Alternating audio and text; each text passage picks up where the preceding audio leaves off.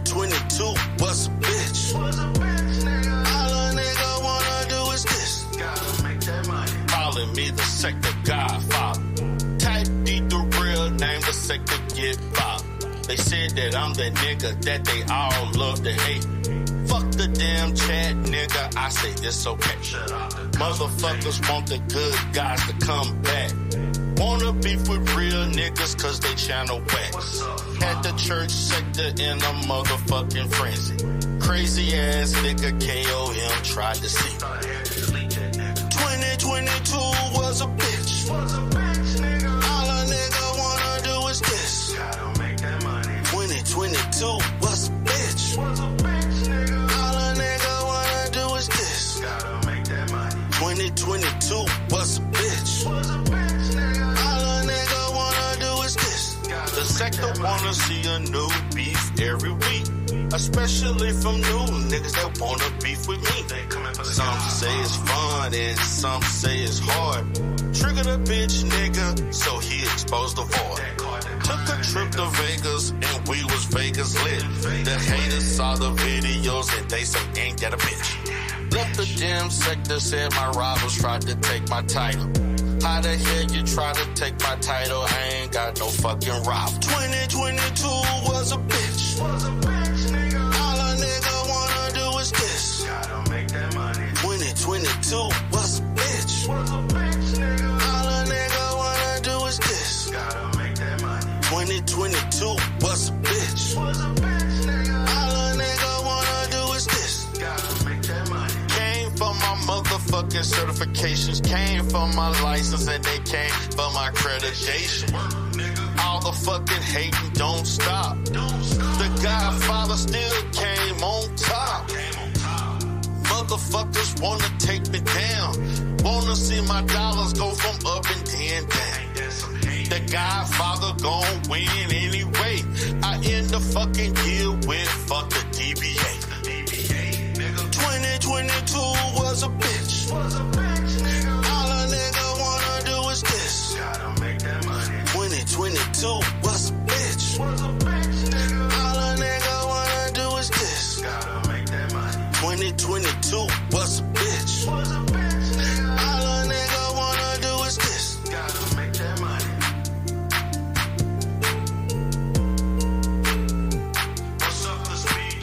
Hate niggas like, hate niggas like, hate niggas like, hate niggas like, hate niggas like, hate niggas like, hate niggas like, hate niggas like, hate niggas like, hate niggas like, hate niggas like, hate niggas like.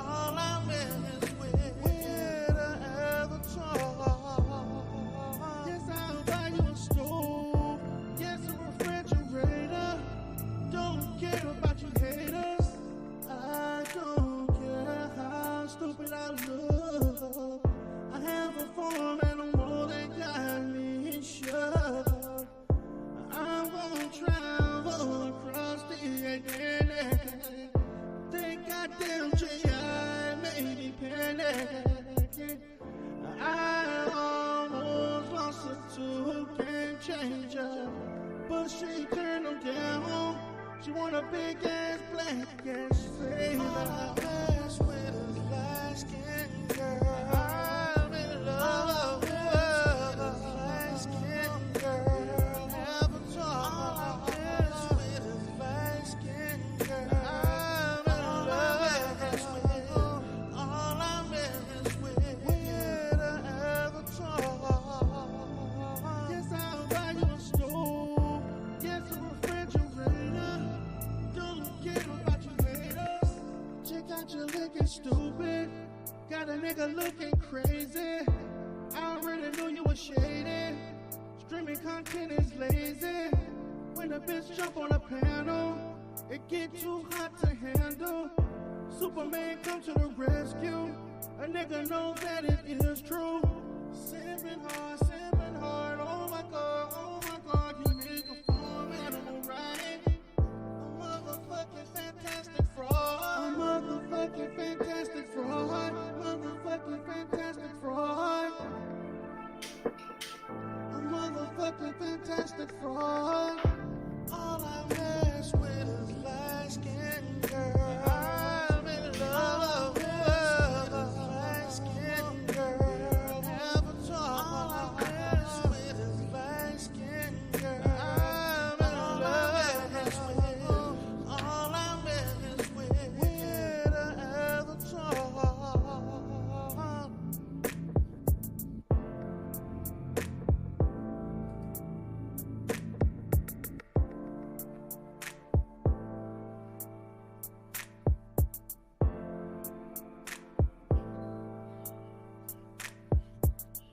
Establishment at all? Have they proven themselves to be anything worthy of deserving your attention? Some of them, yeah. I mean, is Jessica on stage dancing naked? Well, are you talking about, wait, are you talking about strictly for Jessica, or are you talking about for the stream overall and the chicks that are on the panel? Oh, no, I'm talking about strictly for Jessica. I see like so I stepped away for a bit, and then I came back, and next thing I know, several brothers are talking about Lily being vetted for a cam up and shit like that. So no, I'm talking about that portion. Alright, well, hold on, we'll cancel that and put a pause on that one, brother. The main thing is back in the ring. So, hey.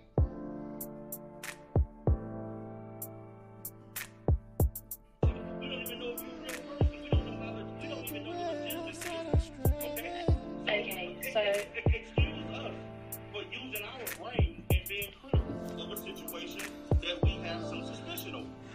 okay, so Deidre, let me ask you this, right? You're saying that they're blindly supporting me, right? No matter what I do, they're still supporting me. So what have I done that is so wrong that they should have, turned their back on me, or however you want to say it? What have I done that's so wrong? First of all, I don't care what. So how can you say they're blindly supporting me, but at the same time you can't say what I've done? Can I finish the sentence? You just Go ahead. Wait a minute, you just complained of Yeah, go ahead. interrupting you. Why are you doing the same to me? Go ahead. Wait, didn't you just complain of us interrupting you?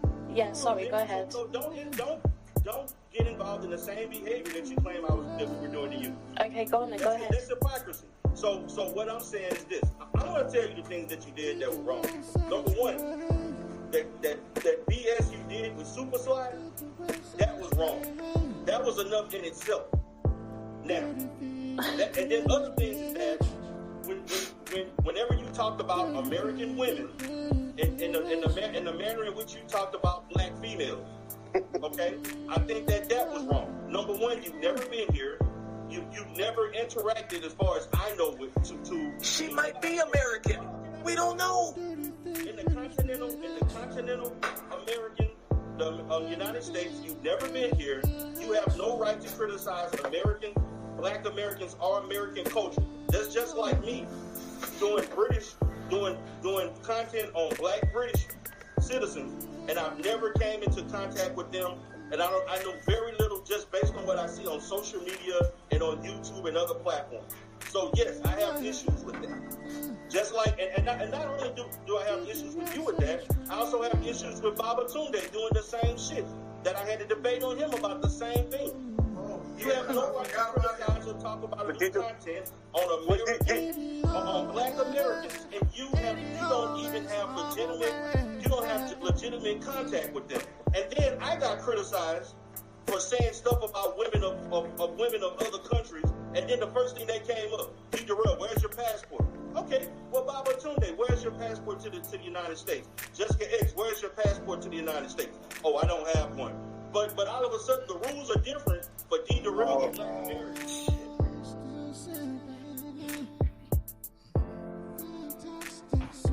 I like it, but I reached a point of pleasure that I shut down. I will never. That's what I'm saying. Like I said, my whole thing is like it takes too long to, like you said, get there.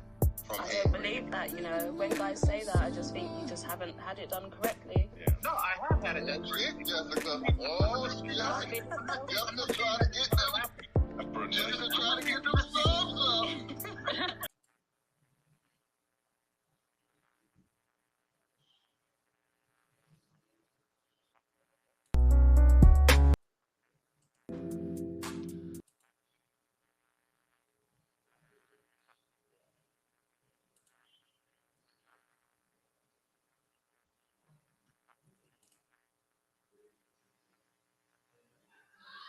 Welcome, everybody. This is Coach D. Darrell Spears here once again. Hope everybody is having an excellent night tonight. I will be going this live here. We'll be focusing on the bullshit that's going on in the Manosphere.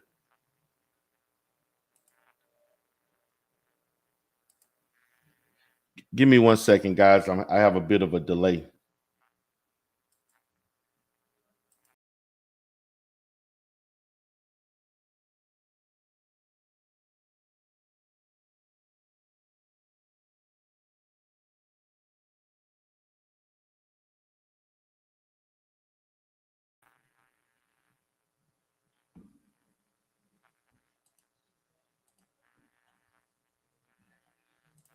What's up, guys? I'm back. And so once again, guys, appreciate you all for showing up today. Sorry I had to delay this particular video. Got caught up with family business. The people claim I don't have a family. So decided to go late. And so I'm here. So basically, guys, we're gonna talk about today. We're gonna talk about the Manosphere. We're gonna talk about the history of the Manosphere. As it involves the Manosphere in the simping, the fucking simping that be going on. I'm going to recount the history of Simps in the Manosphere. Before I get started, I want to give a shout out to Conscious Energy, give a shout out to Sexy Toy Lady.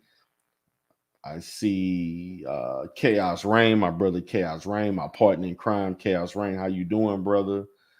I see Ray Triggs in the house. I see West Bank VDA 504. I see a lot of Umar Johnson sector up in here. I see y'all up in here, but if you support me, you support me. If you don't, you don't. I won't be a part of the sector.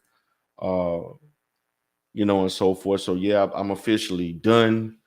Don't really have to go into detail about that because you already know the reasons.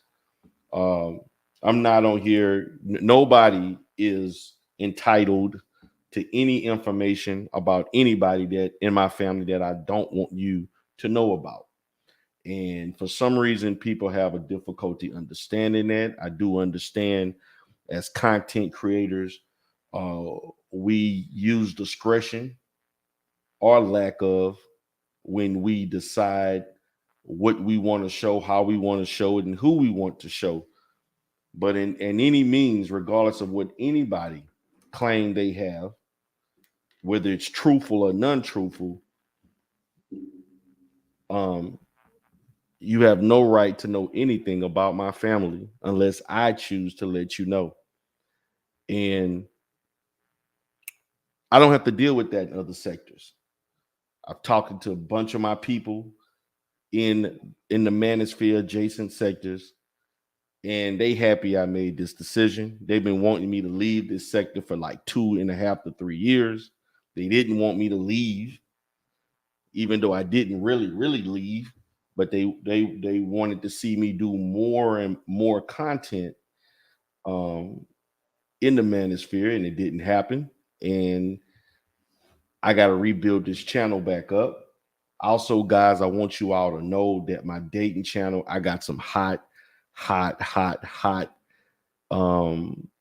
interviews coming up.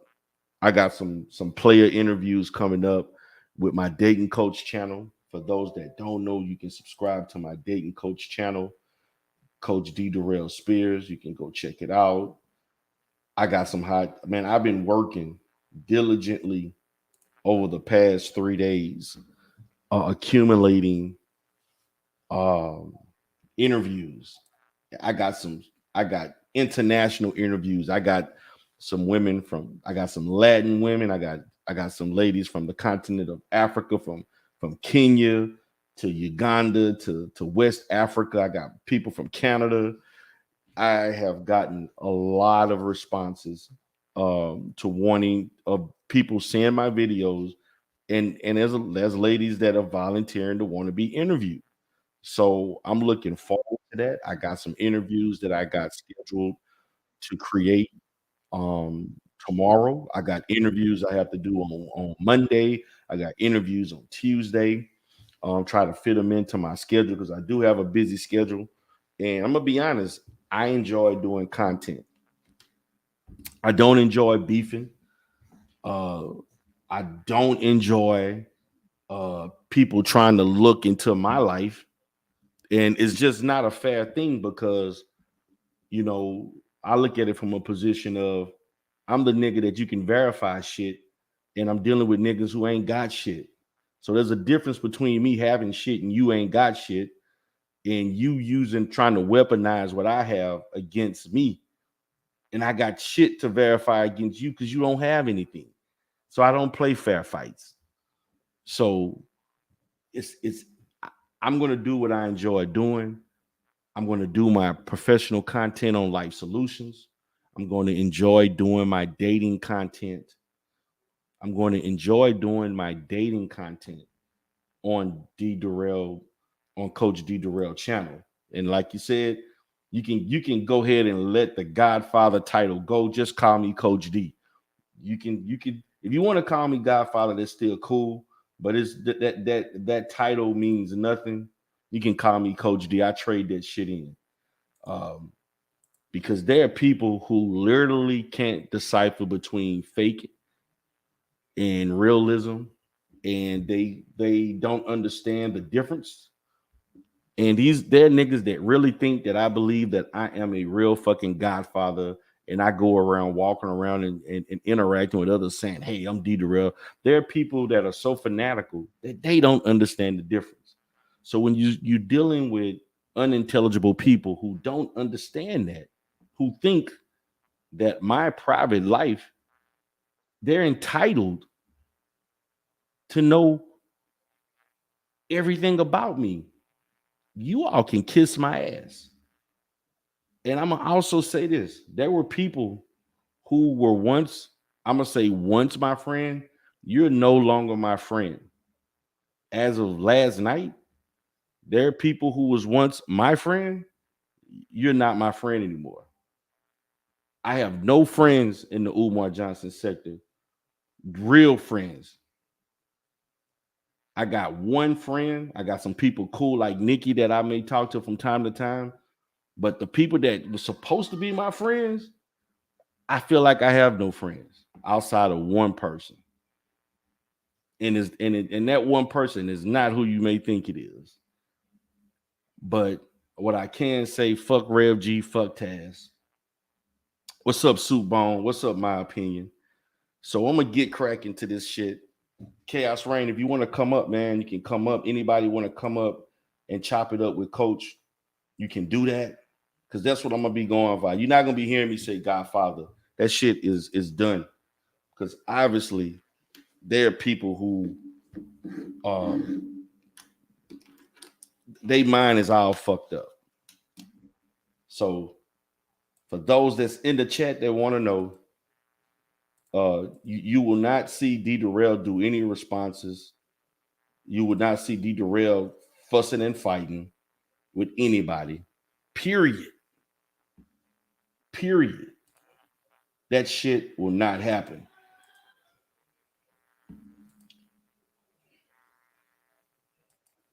That shit will not happen. My life, my personal life is not up for entertainment. I am up for entertainment. Me.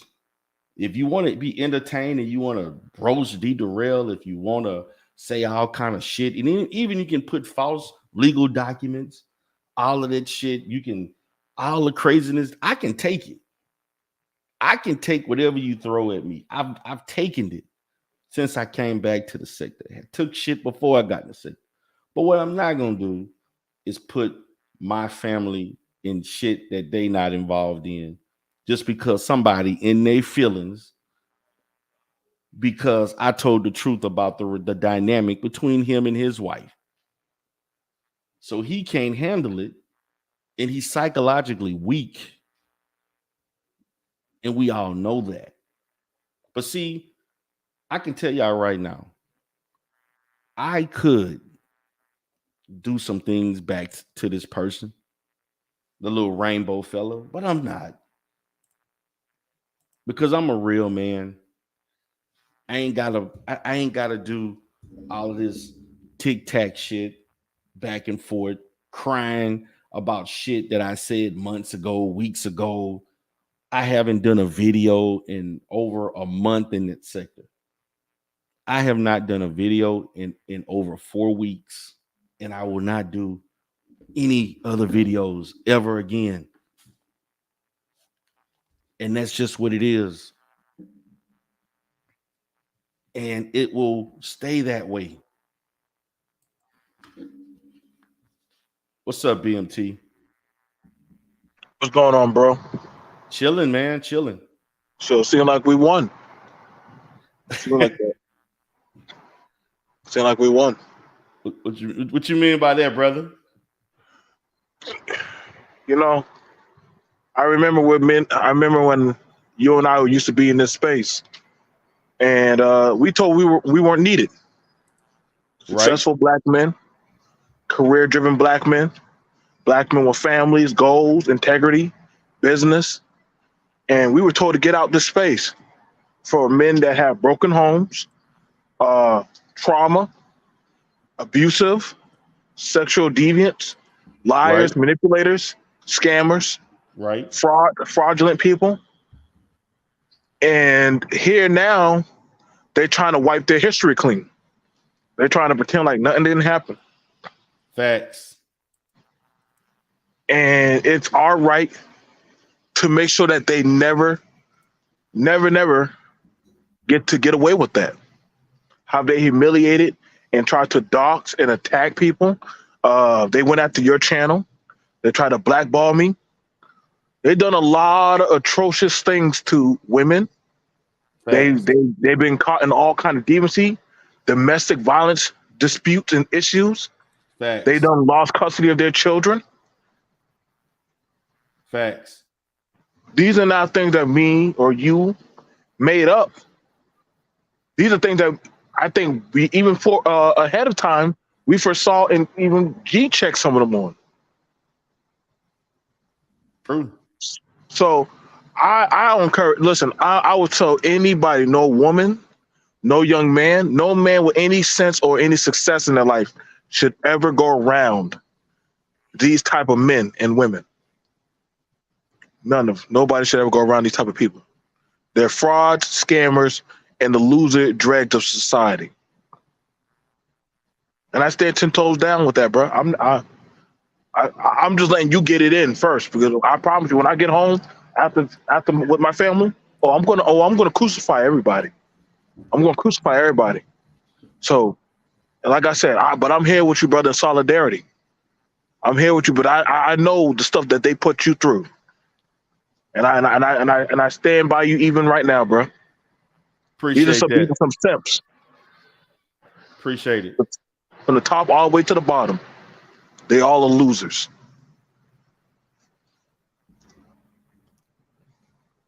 I hear you, man. I hear you. Yeah. Where you at, man? You getting ready to work at the club? What you got going on, man, tonight? No. Actually, I took some time from that one of my brick and mortars, and actually, I'm actually out with my family. I'm actually out with my family and spending time with them. Something that none of these men can do. That's the difference of being a man that can take time and spend time with his children, his wife, his sons and daughters, and actually do that. I think that was a cardinal sin, but we actually care and love our family. We actually run our households, and to men who are powerless, that the most they can do is, try to shame women, talk about consensual deviancy with children, or literally scam men that ain't mentally all there. No, we can hold them accountable. I like how someone says, "Oh, they're not part of this space." They're never part of this space when they get caught by the law. Whenever they get arrested or they get caught doing some atrocious things to society, then they're not part of the space. But then when they're winning, or for how they call it winning, then they're part of the space. Then they're doing content on content about them. But then when they get locked up or get caught for sex trafficking or some kind of pedophilia, then they're not part of the space. You can't with these losers, dude. You can't. You can't. And you notice the guys who doing the right thing, they think they privy. Like the chick the other day when you was on the platform, she thought that she was entitled to know what your family like and for you to show proof. That and that's the thing about it, that we can stand the record that me and Brother D. Darrell have shown Black family excellence, Black father excellence, how a household should be run financially and mentally and securely. You know what I'm saying? It's funny that people that don't show no type of tangible work, show no kind of fatherly or marital work, literally are speaking and telling mind you, I think we did a few panels with family men, and we had women divestors attack us. We had the SYSBN, whatever they call it, attack us. Divestors, passport bros, man, all these groups, mind you, they said that they didn't want us in the space. But yet they be trying to play stepdaddy. We're grown men. So long as they pay for their stepdaddy fee. Because I don't rock with these fuck boys. These are a bunch of fuck boys. They say they're good dudes, but yet they still living under their mama, not paying the rent. They're husbands. A bunch of husbands, deadbeats, baby daddies, rejects. I mean, whatever you want to call them. I don't got no love for them. I got no love for none of these niggas. I don't. They call that they're pro-Black, but then they'll scam you. They ask for your bank accounts. They'll try to get sex pictures of you. They'll try to fly out or drive to you. They humiliate their own children. They threaten other Black people that they're going to try to find them to hurt them. Right? No. Like I said, I'm not afraid to who I am as a Black man. I'm actually very proud to be a Geechee Glove. I remember actually I was the only one who openly came out. Then all of a sudden, different other ones started coming out. I started talking about court cases. We used to have the Hour of Power, which D. Darrell was a core member of that, where we had all Black professionals. Did you know these Negroes and these animals started attacking professionals? Mind you, they had no certifications, no type of brick and mortars, no businesses, but we opened up the panel and they started talking about child support, why women with degrees should submit to them. Women that have degrees and brick and mortar and 10 to 20 plus tenure should submit to them. Why D. Darrell had it where he had to do debate after debate. I want you to understand, D. Darrell had to do debates on why a marital couple should get therapy before or when they have marital issues. Men were telling them that is white supremacy, getting therapy. Right. Getting therapy. You had people volunteer and say, cuties is cool. Fuck. We're not doing that.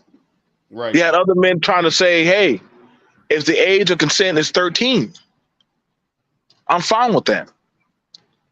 Men going overseas to go buy women stoves, sending women cash apps to hopefully they'll get to be with them. These are simps. Big time. These are major simps.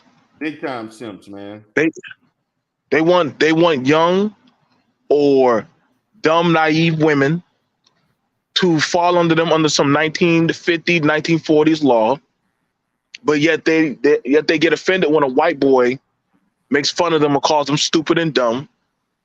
But they want women to be dumb and subjective, and they want men who are mentally challenged that are in this space to follow their doctrine. That every man, and I want y'all to look this up. Every young man that has been in this space for over 3 to 5 years has not had a successful interaction with women or with family. None of them. None of them. None of them. And that's documented. That is literally documented. The dudes that have been in this space, that have been around these fuck boys, they're all fucked up. They're all fucked up. Like, so that's why I said I don't know why y'all would fuck with them.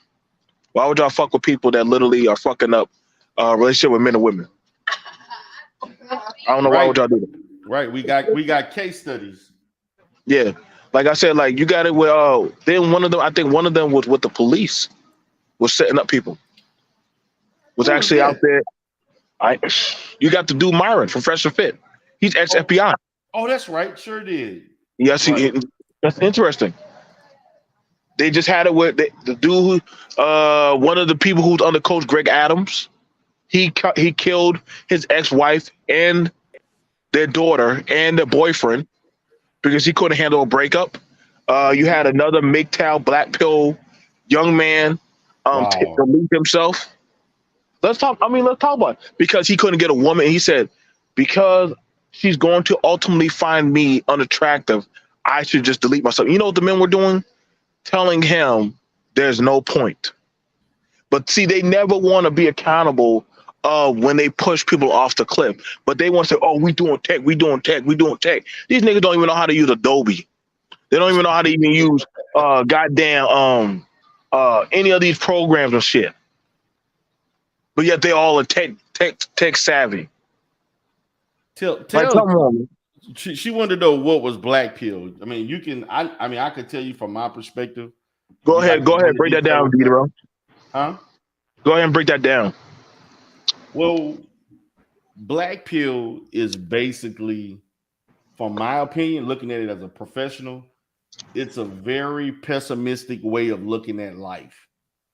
It's basically you find no pleasure in life, you find no positives in life. Everything is meant to be against you. Like life itself is basically designed that you're not going to be able to accomplish any type of happiness, any type of serenity. It's always going to be ongoing challenges that are going to put you in a to me a depressed mood. That's my perspective on black pill, because we've had people who were black pill and they committed suicide. We had several people in the last couple of years that were black pill and they committed suicide. Yep. So that's the perspective that I have with black pill. Correct. They also now, and I got to send you the videos. The black pill community of men are now going trans because they envision that women have so much power. It's better to embody and be a woman to get their power, and then actually be a man. Yes, there are videos now. Excuse me, BMT. Do you got evidence of that? Can you send that to me? I can send it to you. I mean, they have YouTube videos of them. They actually have YouTube videos in Discord. Everything. So literally, and mind you, they have videos of them telling young men how to. It's called transmaxing. If any of y'all can pick it up, it's called transmaxing. This is in the red pill, black pill, MGTOW community. It's called transmaxing. This is how far down the road that these men have gone. Wow. This is how far down they've gone to beat the woman. They got to become the new woman. And you already had it where one of their new founders, Andrew Tate, is pro men's. Yeah. I'm about to send y'all the video. I can send y'all the video. No, that video Amiri had on his channel when he's that little short video. With Andrew Tate telling them to go be with trans. I heard that shit. So they got that. Me and Diderot, I remember Diderot went up there to go talk to the men about they were for sleeping with sex dolls rather than being with women. That happened back in 2020. Yes, one YouTube interview, one guy that had a sex doll right in his truck. He said, my black wife divorced me and took out money, so now I said I go buy a sex doll. And I said, now it's interesting. Society, right? That. Now, when I brought that up on the N1 panel, Diderot was there. I'm not sure you thought they tried to silence me when I said that. They tried to silence me. They didn't want to hear the truth. They said, BMT, that didn't happen. Man, get him off the panel. I said, so. Oh, no. You don't run. Listen, I'm telling you right, listen to me. Good BMT. I know you're a businessman. Listen, brother. Women here. Keep every video, every receipt. And say, oh, really? Let me pop up and show you. And at these names say, didn't y'all say that this thing exists? See this shit just the same way I said, they said, well, BMT, you was over there bringing up Taz and Nala. I said, well, actually, your three godfathers, O'Shea, Obsidian, and Angerman, they were pro working with the B1 network until they couldn't control them. Facts. So how, and mind you, the people that actually were pushing and fighting against that, y'all had an issue. Mind you, when I asked the guys, I said, hold on, y'all. Mind you, I'm one of the very few content creators that actually talks about young men being sexually abused. Right. And you know what? That wasn't cool content to talk about. But you know what was cool? For them to go get a registered sex offender, multiple sex offenders, like Simple to P, and allow them to come on the panel and start spitting game. And don't forget, Tito. And Hardcore Tito. However, but the men that were saying, hey, we need to go talk about why young boys are hypersexual or sexual deviant, you have men that were willing to do that were professional, or men that actually work for group counseling. They didn't want those men. They didn't want any kind of sufficient solution. They wanted to talk about the women. Right. You that BMT? I think something must have happened. Well, it's more than women. They really want people to talk about this black power.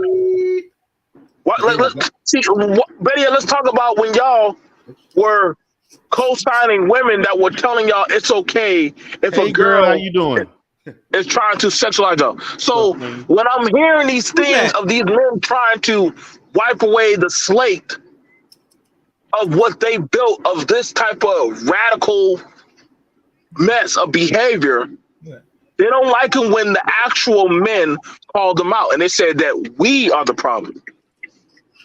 These men that said they're the good men, yet they got more court cases on them for beating on women, assaulting children, being kicked out of the home, losing their home, calling their daughters whores on. They got more on them. They ain't none on us. Facts. But I'll fall back. My bad, D. We have a new person on the panel. Man. Let it out. What's up, Queen? Hey, I'm just here to be cute. That's it. That Queen, was Queen Sunkiss? Who that? What's going on? Go ahead, Chaos. That's Queen who? Who's Queen that? Who's that? That's Queen Sunkiss. Okay, 100%. Sunkiss. All right. Yeah, I agree with BMT. And it's funny. With the list what M1 was dealing with on your stream yesterday, I'm Diderot. Right. Personally, that was constructed by a few men, and some people that were part of the space and on space wanted names off of it because they don't want to be associated, but still deal with the talking points. So make it make sense. Right. What's up, Low Kaz? Good to see you here, brother. Me on tonight, man. I figured I'd come by and show you some love, dog. What's been going on? What's up, man? What's on your mind? We talking about the simping and the what space. Up, Low Kaz? the history of that shit that's going on right now? What say you? Well, you know, I think I've been scouting this space now for about 4 years. Man, BMT.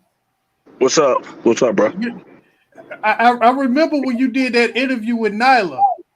Remember? Yep. Okay. All right, as long as you don't deny it. I'm good.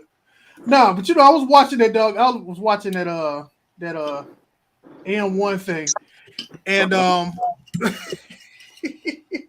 Go ahead, man. You know why it's funny? Because everybody pulling shit. Right? One thing about it is that when people gonna realize that, dog, the best thing you can do is create your own content, focus on what you're doing, and you'll be all right. Now, I got a question. I got a question to Locab. I'm just asking you. Why is it when I brought that to O'Shea at Obsidian Angerman about talking about young boys being sexually abused and traumatized, that was turned down and deferred, but they brought registered sex offenders on their panel? Yeah, man. You know, I don't want to go into names, but So, no. But you asked me about the Nala interview, which that's what I talked about, correct? Wasn't that what I talked about? Yeah, I mean, why, hey, you didn't deny it. You did deny that. But why would they bring registered? Because one of the things that came up that you denied when Grinch asked you, so ain't you the one that used to be up with Taz and Dollar? You like, nope, I don't know them. But I'm like, no, okay, it wasn't. No, there. they asked me, do I work with them? They asked, don't you work with Taz and Nyla? And anybody that knows me knows I never worked with them. I did an interview talking about it, talking about sexual abuse. What do you call doing an interview? Is that just doing an interview, or is that working with them? That's just called doing an interview, dude. I thought it was. You wasn't paid to do that interview, right? No, I wasn't paid. Okay. So you went up there. You went over there and you were cooperating. You just went over to go do what you wanted to do with them. I went over there to go do the interview because literally I wanted to put out the message that there are young men out there being sexually abused. Yeah, I listened to that graphic interview you did. D, did you ever listen to it? Yeah, I listened to it. Yeah. Wasn't it scary to hear it? Was it what?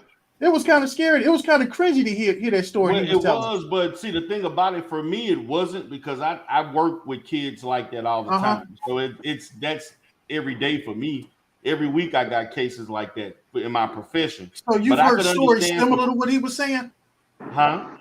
You've actually heard stories similar to what BMT was saying? Worse than that. Way worse than that. That's what BMT talked about was, man, I got cases that way worse than that.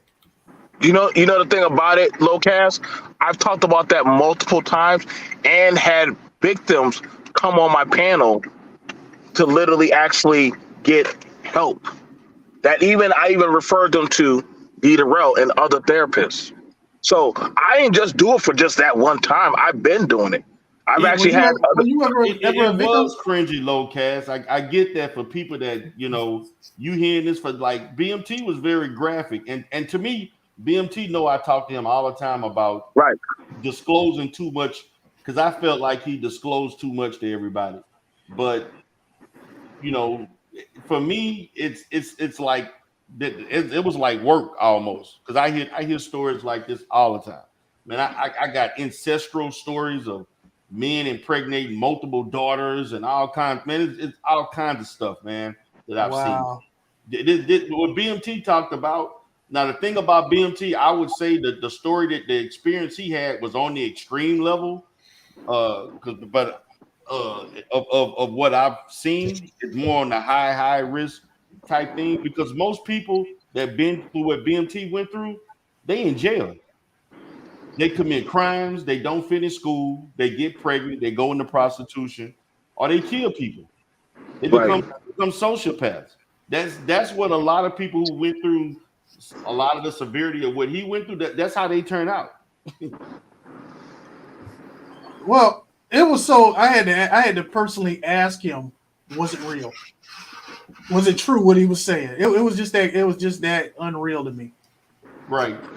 The thing, sad thing about a Locast, things like that happen so often in the Black community. A lot of victims just don't even bother talking about it until it comes out the wrong way, or it comes out. And it's interesting because there's so many men that have been holistically sexually abused that they that we don't know why a lot of these men, if you look at this space, a lot of these men are very hypersexual. Let me give hypersexual. you an example. You know, Mhm. you got a guy right now who channel is one of the hottest in this sector right now. This nigga think that he had sex. He actually considered having sex at 8 years old. I don't want to say his name, but y'all know who I'm talking about. This nigga actually thought he was really having sex at 8 years old. Wow. That's it. He thought he was in control. And that's one of the situations. You got people like that, you know. There's others, man. That's why some of the stuff, man, when you look at the animosity that some of these guys have towards women, it has a lot to do with some unresolved issues, abuse, physically, sexually, or emotional. And it also not the treatment, but just something that occurred that they not dealing with, man. And so what ended up happening, if you're not getting this shit treated, you're gonna create a certain presentation towards women that's not going to be seen as productive, and it's gonna be very adversarial that women don't want to deal with you. Right. But see, they don't want to deal with that side of it. They want to say, "Oh, D. Darrell, you just simping for black women," and then turn around, you find out they giving somebody $500 a week in super chats and cash apps, 16 hours and shit, and they doing the most. They simping and doing all kinds of stuff, and then we find out a year later, you know, you basically texting a woman of how beautiful she is for 5 years, and you the main one talking about you hate women so much. You know, that, you know, there's a lot of fraudulent dudes out here, man. Well, you know, the way I see it, the only at first, you know, when you first like start watching some of this content, it's hard to wrap your head around why some people do what they do. But the more you start to get familiar with the people themselves, it makes a little bit more sense why they do and say what they say. Right.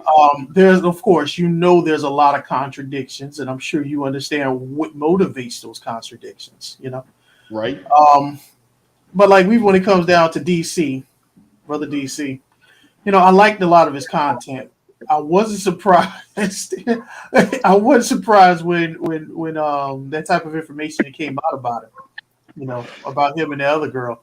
But I wasn't surprised because after a while, it's like it makes sense. You know what I'm saying? It really makes sense. It's like because, dude, you know, in psychology, sometimes what people do, right? With, like, for example, someone who has an extreme personality or something extreme about them that they like to talk about, or they always have to derogate it and talk down about it. It's because deep down there's a desire, and right in the middle that's called resistance. That's called repression. That's called repression. That's emotional. You're repressing the real thoughts, and you're trying to overcompensate to put on a persona that's not really you. You're trying to fool everybody. Right. But you gotta understand, man, over time that has a psychological effect on you. It does. And that's what people don't understand. You know, people thinking, to me, be honest with you, that causes red pill rage. Red pill rage is basically somebody that repressed a lot of negative emotions, and they never was able to confront it or deal with it or conquer it. And then once it becomes overwhelming, you let it out.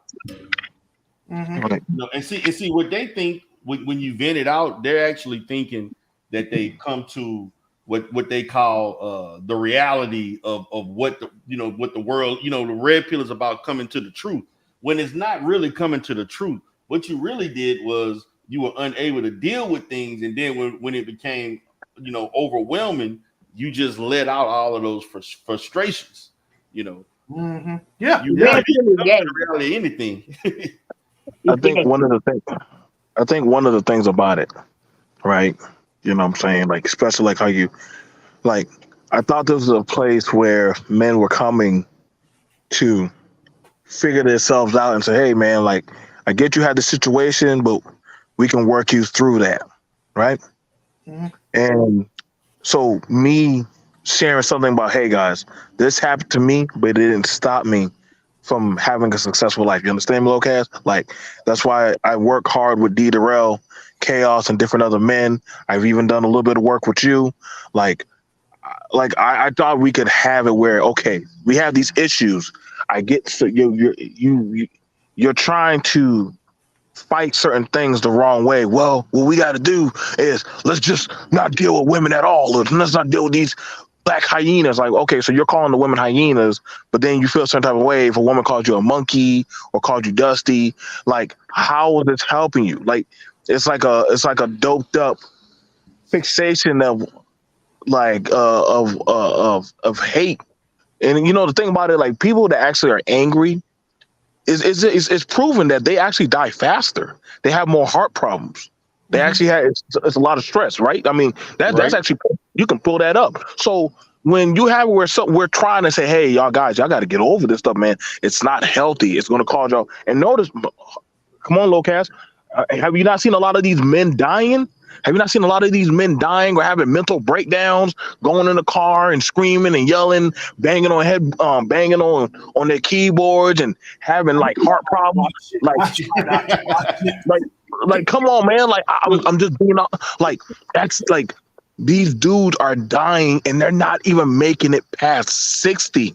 They're not even making it past 60. 55. Excuse me. Yeah, right. So I'm like, okay, so y'all are winning, but y'all still are straight. Like, I don't get it. Like, and that's the thing about it. So I'm out to space. Well, you got to keep in mind too. Also, single men do die earlier than married men. They sure do. That's true. That is true. But from what it was told to me, that the black bitch, excuse my language, she was going to rob me and mug me of everything I got, and I would die. Is that a lie? Huh? Is that a lie? It can happen. It can happen. It can happen. It can happen. And I'm not going to deny have something first. That's why he said, "Is it a lie?" It ain't really nothing. Hey, why you gotta come here and bring some good sense to this? Don't do that. Hold on, look. Now, hold on. Now, the thing about it is, a lot of these men barely have 2 pennies to rub together. A lot of these dudes are like, oh man, like we're all gonna figure out how to get into tech and we're all gonna figure out how to do this. And I'm like, come on now. These niggas can barely afford a clean shirt or goddamn put gas in their car. They gotta do Uber every other hour, all them doing like next scam level shit. Like, they need cash apps to keep their lights on.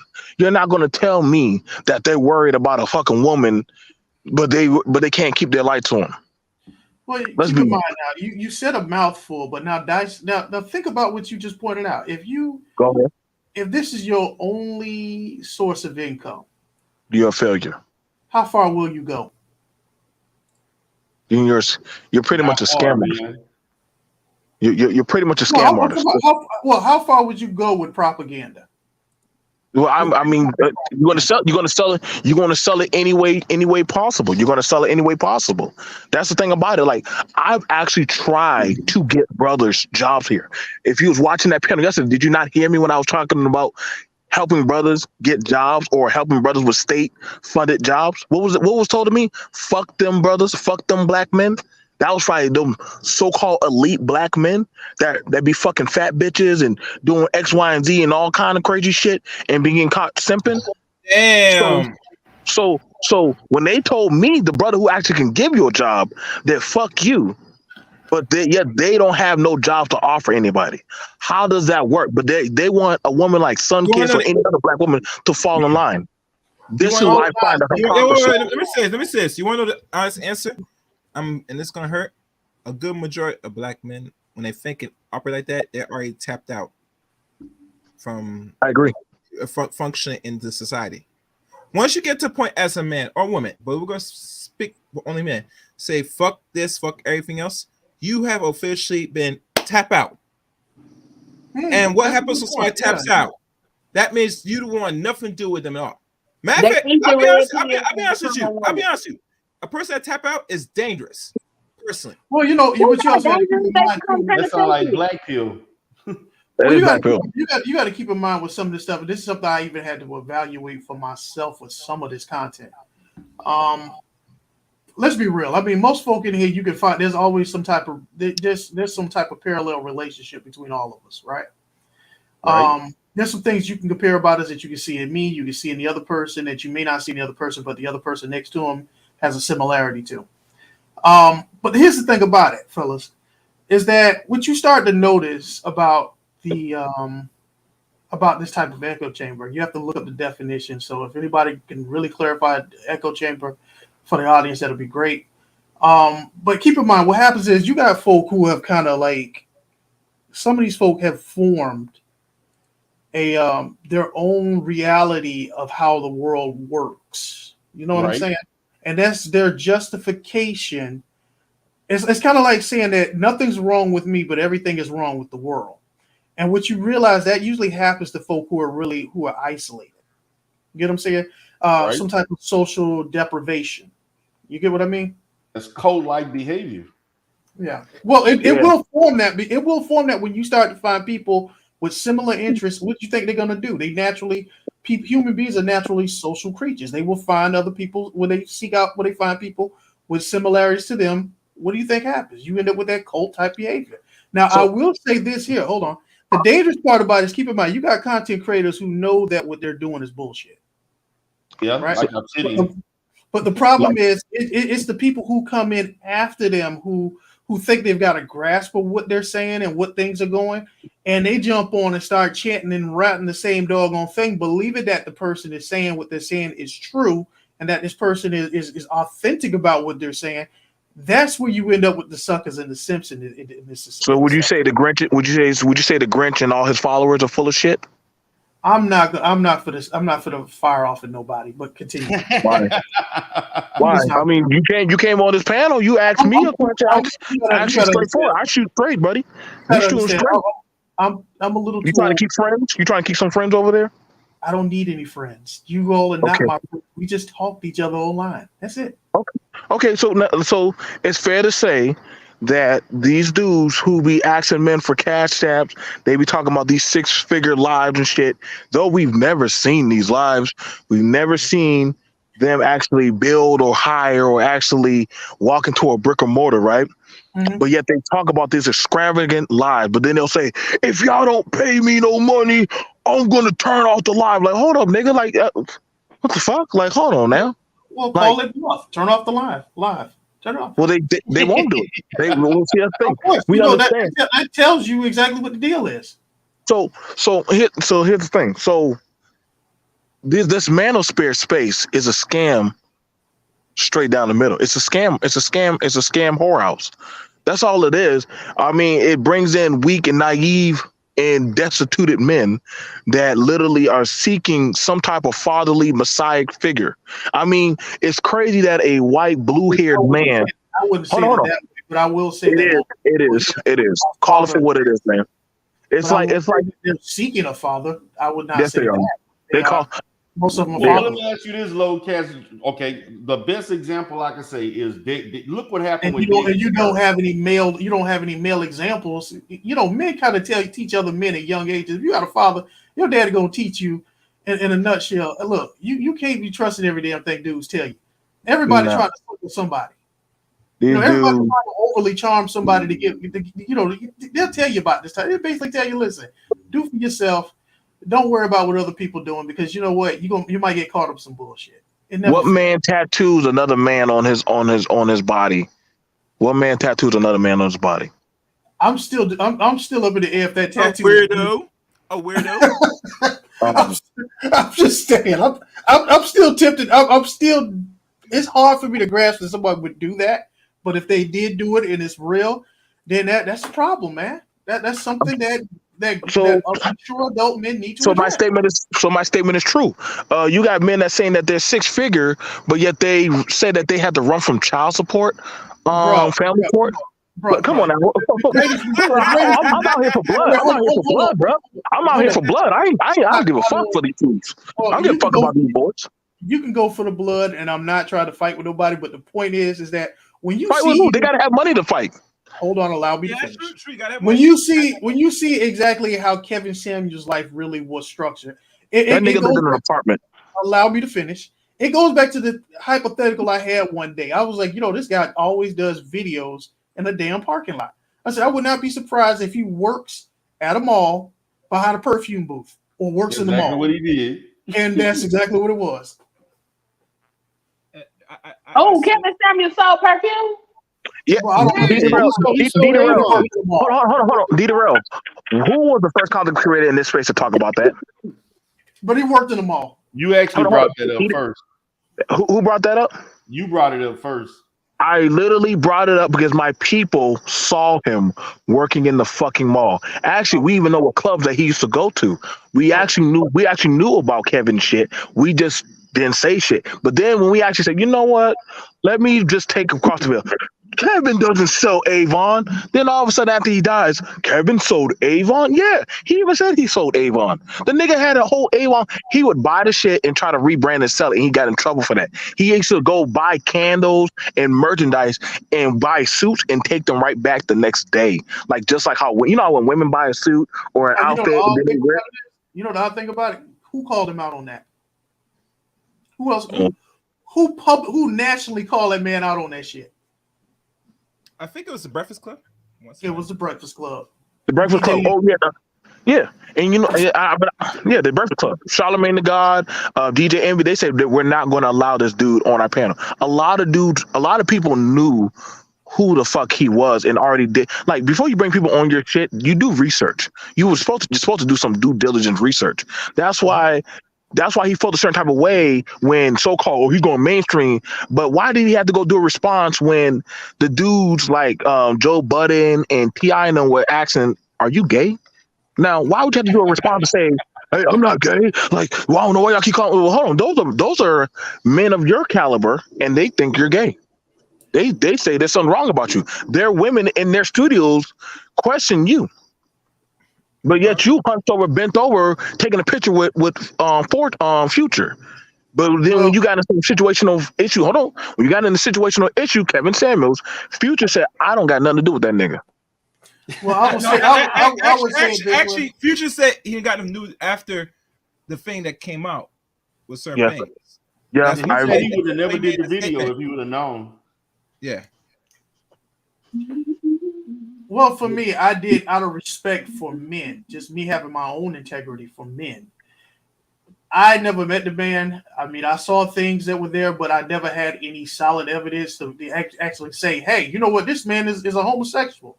You know what I'm saying? I mean, yeah, you can see all the signs, but there was no solid indications that I could go by. In other words, basically what I'm saying is for people who are laughing, it's just that simply put, that just because you can see telltale signs, right?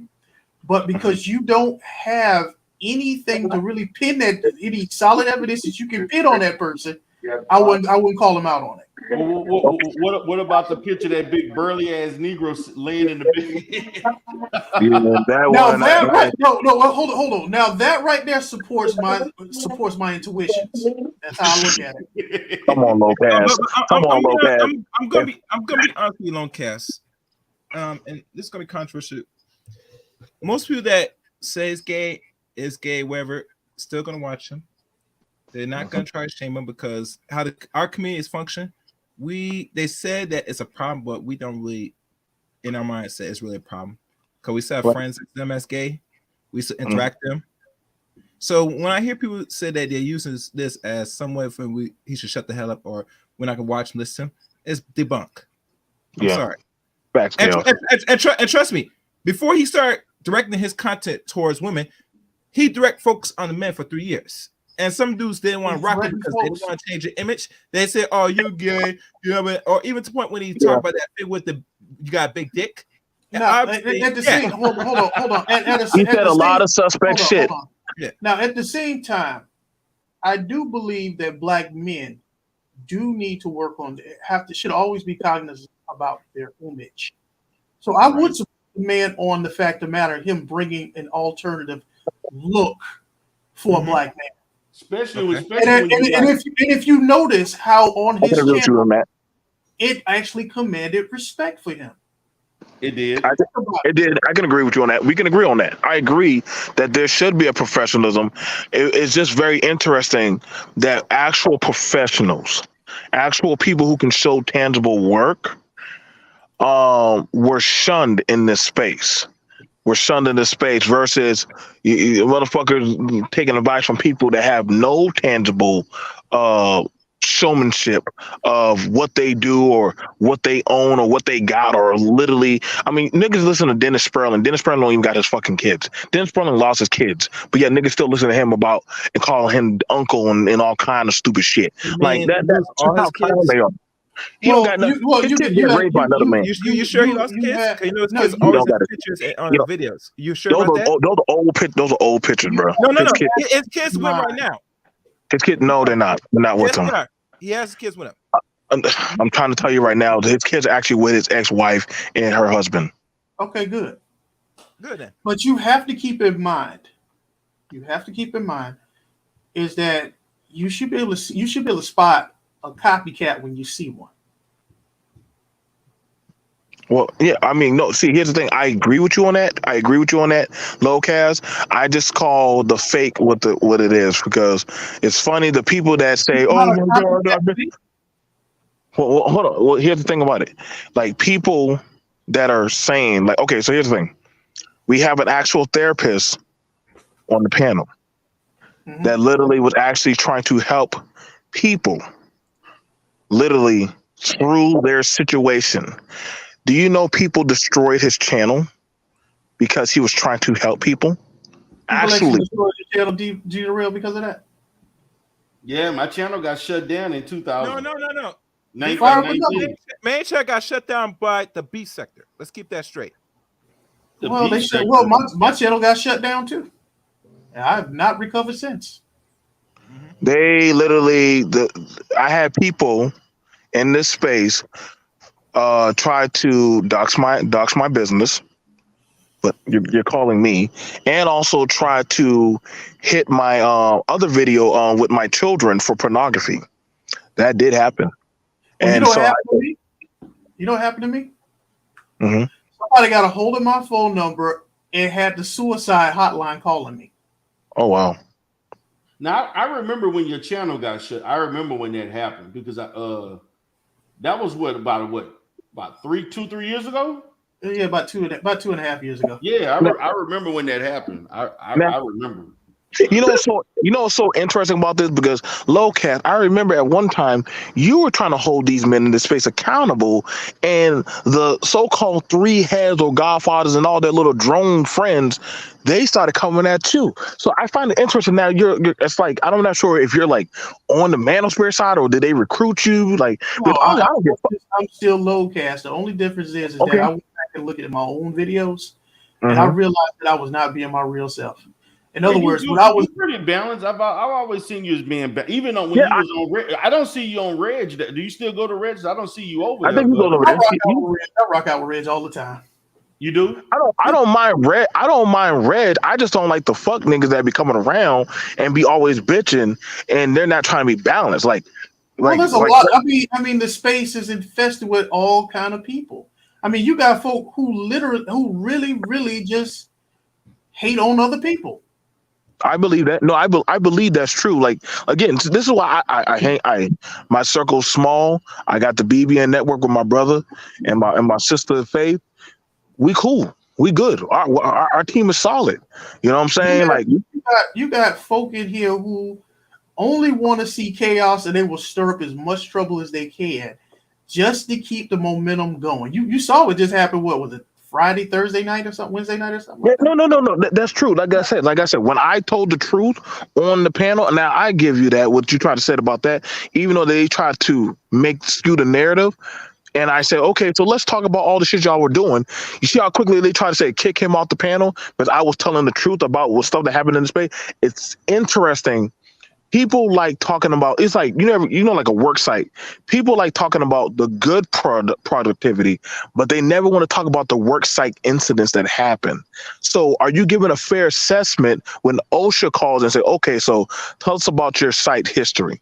Because, I mean, if anybody understand how a business worked, if they call this a business, you would have to tell about worksite incidents. They're talking about vetting. They have pretty questionable people that were already on a panel that don't want to be honest or literally be truthful about the narratives that they press. Let's not talk about if you listen very carefully, keep in mind, I've recognized about 2 to 3 different personality types in this space. Well, characters in this space, type of characters. You got those who just like to keep things instigated, right? Right. And you have those who are sincere, right? And then you have those who are just here for making, or who are just here for creating content, whatever which way direction it goes. And yes, it is influenced by money. It is. I like I said, I understand from the debate. Mind you, our team won the debate league. That's a fact. That it's proven this space does not want to find an actual viable solution to helping men get back to a healthy, livable, or viable lifestyle. Doesn't It's that more sound like so, the black community as a whole? huh? Doesn't that sound like the black community as a whole? No, that's not the black community as a whole. That does not. That's not the black community as a whole. But I can literally show you. Like that's the thing about it is, it's like they keep showing the 1980s crack. They always show the shitty black community, but they don't actually like.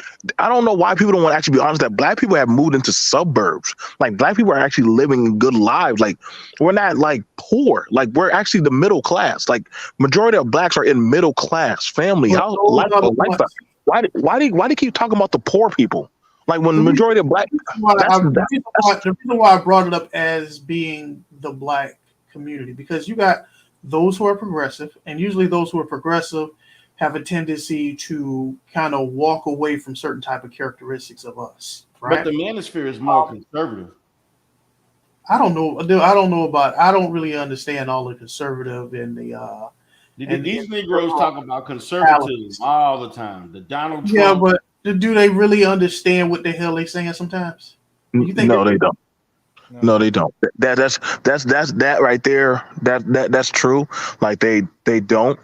They don't even understand policies. I was there when they were talking about Ahmaud Arbery should have been shot.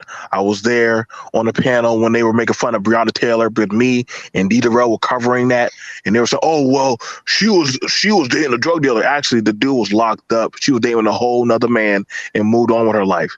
And they were literally. And people screwed, and because a lot of the information didn't come out, and people were just jumping to conclusions. That's something that you learn as an adult, is that what, sometimes you gotta make sure that even though when someone tells you something, they might be just telling you bits and pieces, but at some points you gotta question what may be missing from the equation or from the problem. What other elements are other elements that haven't been presented to me? In other words, someone could just present you facts, right? They can present you all the facts, but if they don't really also provide you with the details that leads up to each fact, how would a person conclude or process the information which is given to them? You can skewer you can skewer it any kind of way. In fact, by just taking the facts and not putting them in their proper order, that can lead people to the wrong to misconclusions. Well, my position is that in this space, there's a lot of confirmation bias going. There's a lot of people looking for information that only supports their narrative instead of looking at the research in its totality. And that was the issue that I had with Little Big Nate. What we call an echo chamber. Yes. And see that was the issue I had with Little Big Nate and SKC and these other guys that trying to quote all this research. And even BGS, I had an issue with. We had a couple of interactions where you're regurgitating research and you don't even understand how that research applies. You don't understand full scale. With you just it said 75% of black women do this, and you don't even understand the context in which that 75% was created. And I try to tell these fools, research is not meant to be factual. It's only meant to measure the probability of something occurring. That's it. Right. You can find research studies where one study may say one thing and you can have another study saying something totally opposite. They'll take it as if our research is good research. Our research is not good research. There's some research is better than others, and then there's bad research. I try to explain them like, dude, y'all keep quoting these numbers and you don't even understand what these numbers mean. You know, and so like you said, it's an echo chamber. You know, if you repeat stuff more, you know, over and over and over, you're trying to program people to believe it must be true. Yeah. You know, like I can remember when I first came into the space back in 2016. And I don't know when did you come into the space, Lowcast? I think around about probably somewhere between 17 and 18. Okay, you came like a year after me. Remember at that time? Well, the time you came was when they started straying away talking about women all the time. But during that time, it was a little bit more balanced because it was more about child support, men's. It was more like men's rights. It had a little bit of men's rights advocacy in it, as it relates to child support and child custody stuff, and then what happened? It just quickly swayed away from that. To me, if they would have stayed in the unfairness of laws and different things like that, they would have had more merit. But they got away from that. Well, you know what I think? This is what I suspect really happened. Um, I do personally. I do suspect some people may have gotten one of them knock at the doors, or maybe a phone call that kind of causes people to derail. I mean, to take it to steer in another direction. That's just a possibility that I like to just keep on hand. But when I came into this space, I really wasn't looking for none of this stuff. I just kind of found some of the content creators that I was kind of like saw in passing and realized they were all in one space. You know what I'm saying? Right. Now here's the thing about it. Now what made it funny is that I kind of fell in the lap of one particular content creator who you've already mentioned a few times and you've had your discourse with. Right. I would ask certain type of questions and ask like, what's the purpose of this or what's the meaning of this? You know, just simple questions that a novice would ask, right? And you realize you can't get in it. You realize the person kind of gives you vague answers to it, or things that lead you to more questions, right? Right. So I'll go ask somebody else, right? You get it, you get something that's completely different from what the other person told you. Then you go ask another person, right? And then they got a whole nother assessment of the thing, and then finally it just kind of hit me. After the third one, I looked at it and said, okay, so I just kept asking. I realized nobody really had a solid understanding of what this thing really was. You know what I'm saying? And then after a while, I kind of came in like, look, Negroes, y'all gonna have to put some. So y'all gonna have to put some papers in or some understanding. Y'all gonna have to put your heads together because it's a good thing. It's a good thing. When you look at it at first, right? You're like, I see so many doggone so much potential in this thing, right? You're like, Right. okay, you guys can do something really big with this here. I'm down for it.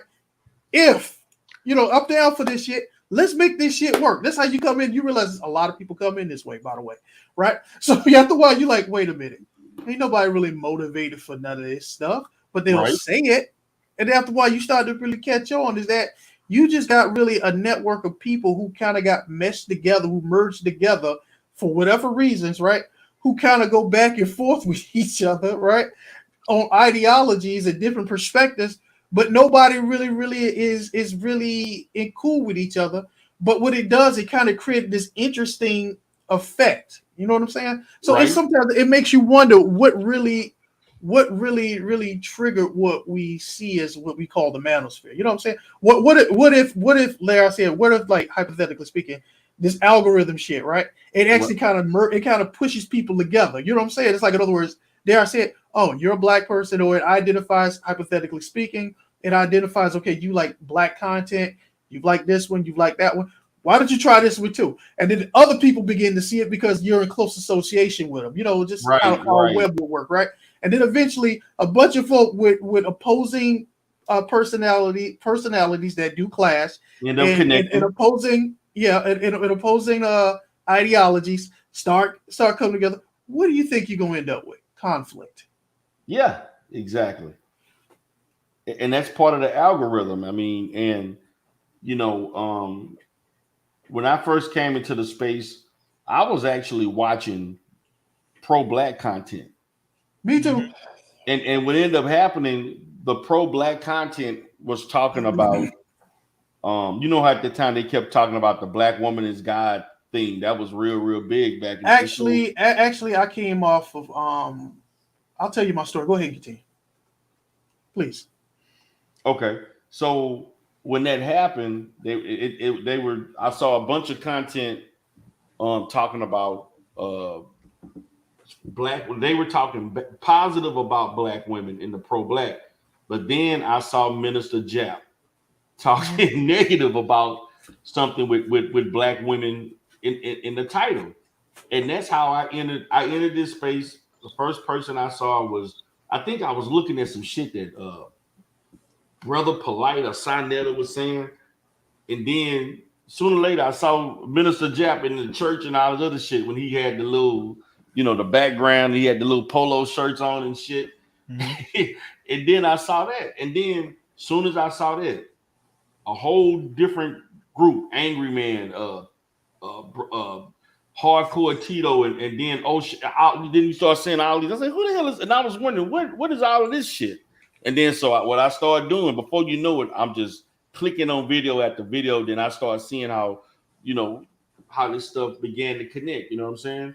And the algorithm do that. You know, it'll bring you places you never foresaw dealing with. So you, out of curiosity, you just clicking on videos to see if you'll like it. Yeah. Now for me, I came off. This is how what really happened for me. Most of the stuff I used to watch on YouTube were like conspiracy videos and news. That's it, right? Right. Then what happened was somebody introduced me. Somebody showed me a video of Tommy Sotomayor at the time. Okay. So I started watching it, and I believe for some reason in my mind that was like the only black guy on YouTube, right? So after listening to him for a while and him going back and forth with people like Monty Woodgrain, never watched Monty, never actually subscribed to a channel. And other people was talking to, I just thought that he was just like, I didn't really realize that there was other content creators that were out here doing stuff, right? Right. So after that, I started looking for like pro-black stuff. So I found like Jason Black, Professor Black Truth. In fact, I found Jason Black when he first got started. This is back. Remember when if you ever followed for when he first got started, he was on Facebook, right? Yeah, and then remember people thought he also was Professor Black Truth. They thought they were the same people. Yeah, because it was kind of weird at first. Especially if you caught them both on the same live stream, doing something live content. It always had that weird thing, like one would never talk in front of the other. Or ever had that verbal discord. It was kind of funny. It was kind of weird. So it almost make you think like one person talking to another guy, like he would push the tape and then let it play. It's just weird, right? So so what ended up happening was, fast forward, I was like trying to find some more information on one particular content creator. I'm not going to say the name, right? Then I started popping. I found one other brother's content creator. I found another content creator. And actually, I reached out to him, and some odd reason, the dude gave me his phone number, right? And then one time he sent me a link to a live stream. And I was like, oh shoot, LAR. I'm like, I've seen his videos before. I'm like, I've seen this guy before. You know what I'm saying? Right. I'm like, oh crap, all these dudes are like in one spot. Right. And that's how it took off for me. Now the interesting thing about it was I did do a video on Cynthia G.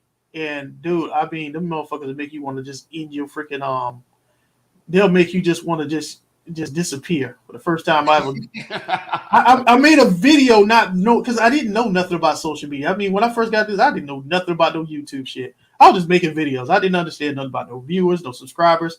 I was just making videos. That's all I was doing, because I remember there was times I remember those response videos. You know what I'm saying? So I was kind of like just doing the same thing. Just make a video and turn it off and go to bed.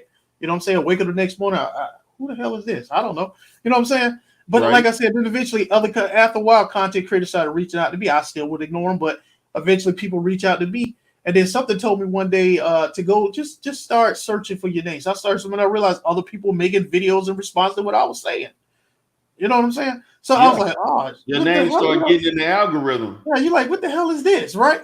And then, like I said, that's what happened. Then I ended up hitting up getting on that BGS live stream, right? Right. And after that, I kind of like I kind of liked what was going on. Right? I was a little intrigued by it, and then of course, curiosity, all this stuff, yada yada. Yeah, right. And then finally, like I said, I started just kind of making videos and started getting to know the natives in the spot. And then eventually, I just took that step back, and then just started really assessing what was it that I was engaging with. And after a while, I just realized that, dude, some people out here are cool, and a lot of other ones, they just, some of them are just really, really weird. They all over the place, man. Some of them are really, some of them on a one-to-one conversation, you will realize that some of them got some issues, man. Yeah, they do. I'm very selective who I interact with, man, because you got people, man, they all over the place. You don't know where they coming from. You got to be careful, man. But what do you think now with the current state? With the obviously the just Pearly thing triggered a lot of what you see. What do you think about this right now with all this stuff going on with the women that the women of the space want to leave? They got Negroes going against each other that was once friends. Because the way I look at it, see, in the real world, I think what it is that in the real world, people kind of can talk to each other, interact with each other, right? But I think online it's a little different. Now, when it comes down to pearly things, the way I look at it, it just goes to show how many brothers they kind of shun the moral code, right? But oddly, D-Darrell, you see brothers like this here out in real life, but you might catch one or two of them, who are like that. You know what I'm talking about, right? The grease-headed type Negro, the one who I only like white women. The weird shit that you would see out in public. Exists, right? Yeah, they exist. Right? But when you start to realize that there's actually a bed of them, a seabed of them, it's kind of different. You start to realize that, dude, this is something else. But I'm hoping I'm kind of making sense to you. But because you kind of looking at like what you see in real life versus this space. You see what may not be as prevalent. It exists, but it's not as prevalent. But then you go into this space and you see more of some shit that you don't see in the real world. In the real world, yeah. And after a while, I mean, like the thing is, like with the obsidian and pearly things, I personally don't believe that any type of black issues or black concerns should only be dealt with and should only be handled amongst our own group, right? I don't believe that we need anybody to come in to either help or to just give their opinion, because the way I look at it, I agree with that. Anything outside of ourselves, it can be dangerous. It's so dangerous that we still haven't realized that what Malcolm X was saying about education. You get what I'm saying? Because dare I say it, the people who probably understood it better are not the generation who's already experienced it. You don't realize how many of our people have been brainwashed.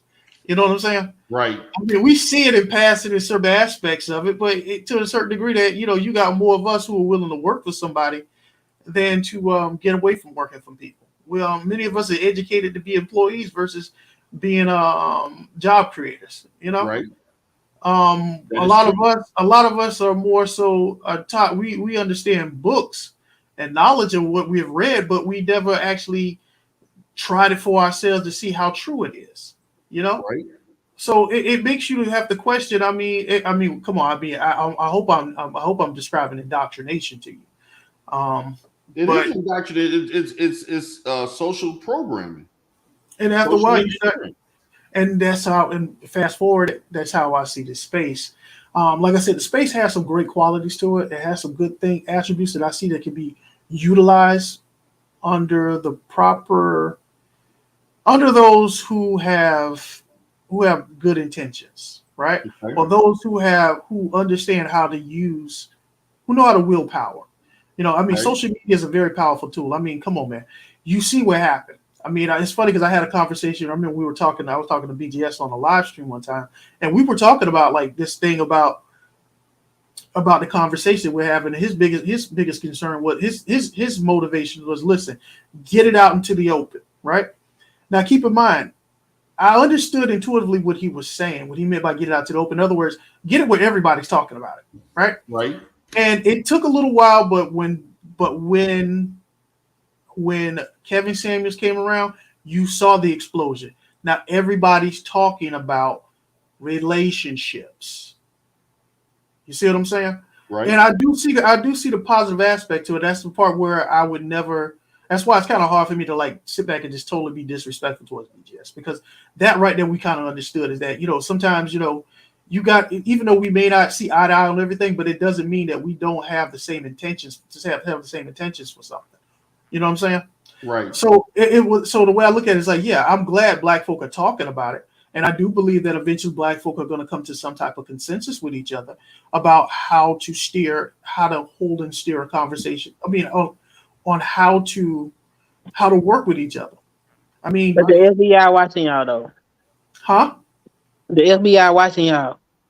Well, I wouldn't go that far to say the FBI is watching us, but I will say that I will say that this type of content is can be concerning for some people because well the FBI did list the Manosphere as a potential hate group in 2020. Was it 2020 or 2021? I think it was 2020. Yeah, it was 2020. The beginning of 2020, they had it listed as a potential hate group.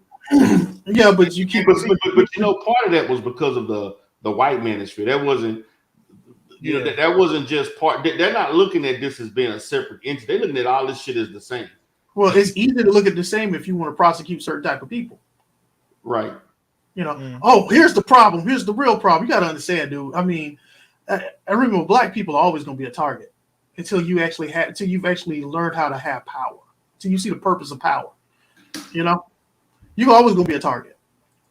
Yeah. So my thing about it is that, yeah, I do. Like I said, bottom line is I do see the importance of Black relationships fixing themselves because of my own personal experiences, dude. I've said this for a while. It kind of hit me one day. Women don't know how to date. You know what I'm saying? I learned that from my own experience of just being a serial dater at one point in my life. You realize that women don't really understand how to date. The nerd. After a while, when I learned how to date, I learned how to date because of going back and forth with women. And I had to learn that, hey, if you find yourself sometimes just spending $50, $100, $200, you know what I'm saying, on dates, right? But after a while, you have to learn as yourself as a man to wait a minute, this is too costly for me. You like me don't know how to date. No. You listen, please. The thing is that I'm the married person here, not you.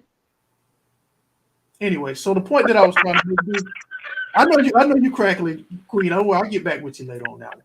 But the thing is, from my own experiences, you start to realize that, like I said, some sisters don't know how to date, and you yourself have to learn how to protect yourself and protect your wallet. You see what I'm saying? And then you also realize that some women have these expectations that are not realistic on a first date. You know what I'm saying? But see, my issue with that is, as men, we have to decipher between that. We have to. What do you mean? What I'm saying is that you don't have to take anybody on a date if you don't want to. Boom. Let's define a date when you're finished. Huh? I apologize. I didn't mean to cut you off. Go ahead, bro. I got to. What I'm stating is that if let's say you meet a chick, right, and she banging, you like her, she into you, but then she expecting you to spend $200-$300 on a date and you can't afford to do that. I'm not doing it. And I'm gonna let her know, listen, I can't afford that. I'm not willing to do that. And if you can't accept that, then I'm moving on. Just simple. And that should not be hard. That should not be a difficult thing. But what you got guys doing, you got guys who, because they thirsty behind getting between a woman's leg and trying to overly impress somebody you don't know, they gonna go spend money that they know they can't afford, doing all this extra stuff to impress somebody when you can't afford to do that.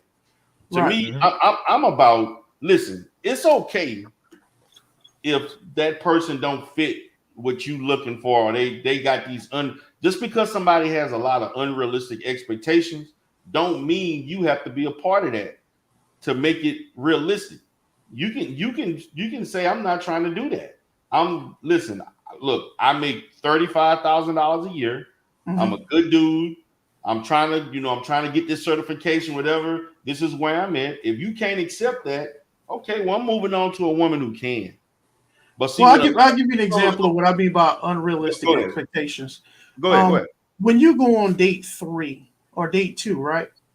Keep in mind, hold on, let me backtrack. What I mean by a date, us scheduling a place and a time. Okay. That's a date, right? That's a date, right? Now, the thing about it is that when you hear women want to tell you their whole life story, right? Right? On date 1, and then they want to tell you how they want to get married on the same date or date 2, right? And then by date 3, they want to make sure that you are interested in them, or they're willing to walk away from any other arrangements. Okay. So let me ask you this. Okay, I'm glad you brought that up. Say something about that. Oh, go ahead. But go ahead. So let me get this straight, Longcast. You're saying that after multiple dates, more than one date, the third date, she's proposing she wants some long-term or even marriage moving forward. These are regular women in their 30s who think like this. Yeah. Why she gonna let you play with her? Hold on. I got this. So you tell me this is the norm for modern women after third date, they want to get married at third date. This is what's going on. I can't speak for all women, but I'm just speaking about the ones I've engaged in. And this is the problem. Every woman is different. No woman in their right mind gonna say, I want you to put a ring on it after this third date. He's exaggerating. They do it. I know. Wait. I'm not exaggerating anything, but I'm just pointing out to you some of the characteristics that I've experienced. You're exaggerating. It's realistic. No, yeah, that is someone said is that the logic makes sense. No, hold on. Wait. My logic doesn't make sense. Did you say it? No, it doesn't make sense. No, it does make sense. It does make this is my experiences. Hold on, but let me explain, because I have clients. Again, I said I was a serial dater once upon a time. Yeah, but what I'm saying is this: I have had women who have came into my line of work who did exactly things similar to what you just said, and a lot of women like that, Locaz, have probably had previous relationships or multiple relationships where they felt like they was jaded, or they got taken advantage of, or they was hard. They really dating when they should not be dating. And so they come into you with these unrealistic expectations, and they just basically venting out and dropping out all these issues upon you because you just the next person in line. I think y'all don't understand women. Okay, please explain. I understand women very well, because my position is this, Locaz, like, women like to talk. That, to me, I actually think is a good thing that she did express herself. This is not just one person. This is just things that you notice. I don't think she wanted you to marry her after the third date. Wait, hold on. I'm not talking about one specific woman. I'm talking about yeah. I know what you're saying. I believe. Let's not frame multiple women down to a few experiences to be in one concentrated person. No. Look, I don't think they wanted you to marry them after the third date. I think they wanted to know if you was interested in a serious relationship that could possibly lead to marriage, and if you wasn't, she wasn't gonna waste her time dating you. You think I don't understand that? You think I don't understand that? I mean, the way you frame me, like, she want to go down the aisle, nigga, please. No. I was asking about marriage on the first date, because what you ain't finna do is play with me. Because I got a biological clock, and I ain't got time to play with you penis carriers, okay? So if you trying to get married or not. And that's where women fuck up. Here's the thing about it. What you works for me. Listen carefully, please. The thing about it is, what y'all kills me, telling me to listen to y'all. Y'all ain't got no damn wife. Well, I do. So, but you ain't never said, Queen, listen to me. The point that I'm trying to make, right, is that you run into those type of people, right? But the thing is that you realize that sometimes the time that you should take to just get to know the person and make that type of this, just to even have those type of conversations with. Some of them are talking like that on the first date, and it's like, okay, well, it's basically kind of tell me, listen, don't waste your time if you're not looking for this. But I don't even know you yet. You get what I'm saying? You I have get to know me later. I just need to know if marriage is anywhere on your mind. Because if it ain't, I need to not waste my time with you. And you don't realize how ignorant that shit sounds. Well, it got me married, and you still because what that does sometimes, we gotta say, I don't give a damn. If you ain't ready for marriage, then you go play with somebody else. You can't play with me. And there you go, and that's the reason why I wouldn't date you. Yeah, I wouldn't date you neither. That's why if you look nervous, hold on, wait, guys, hold on. The thing is, I'm trying to have a serious conversation, but I don't think she's really understanding where I'm trying to come from with this. But go ahead. I can understand, and that's why I talked about what was her experience that preceded her having a date with you, because her experiences before meeting you are highly indicative of the kind of conversation.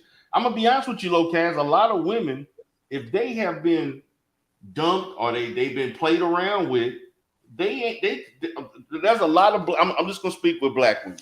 Okay, there are a lot of black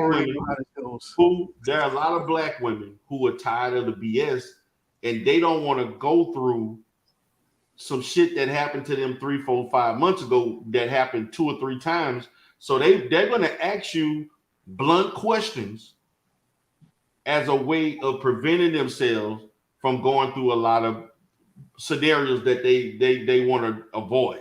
So yes, it may come off a bit like that, but at the same time of it coming out like that, you still have a decision, right? Like, if you don't want to spend this money on 2 or 3 or more dates, you don't have to. You can make the choice.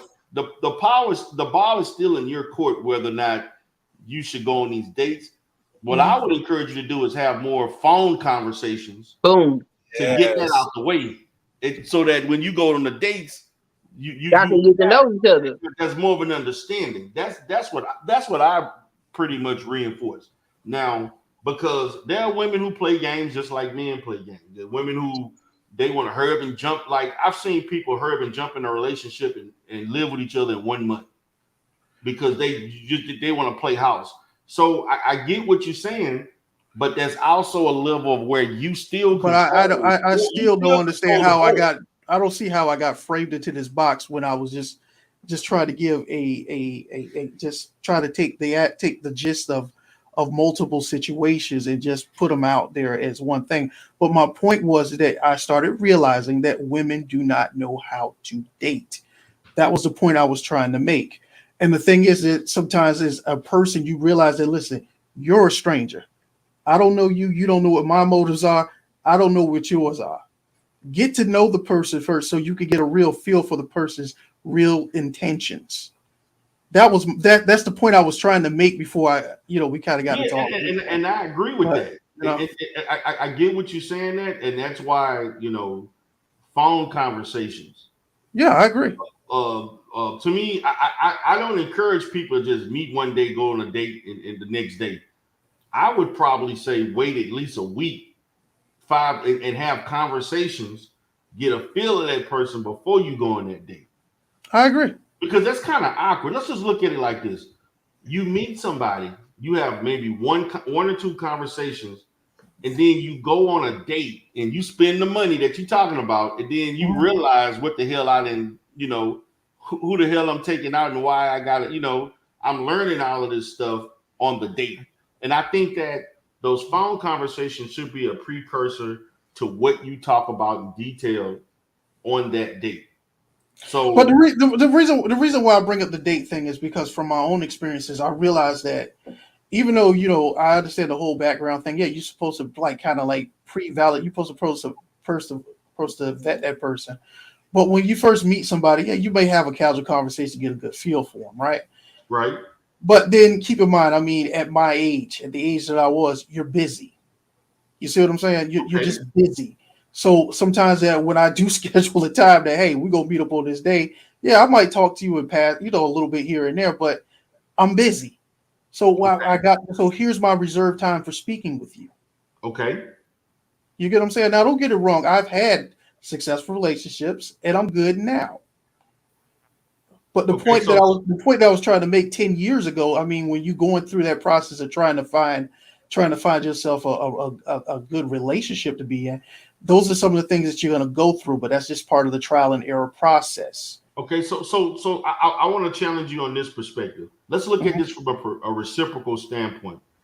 What if there was a female on here that in your position, I don't want to.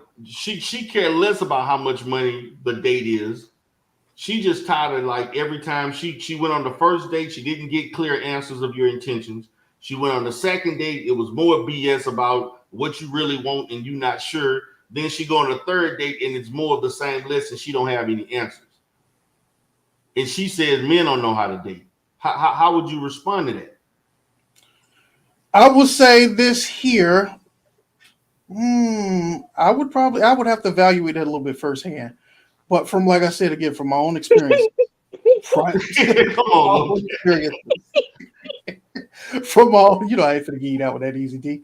Now I would say from my own experiences is that I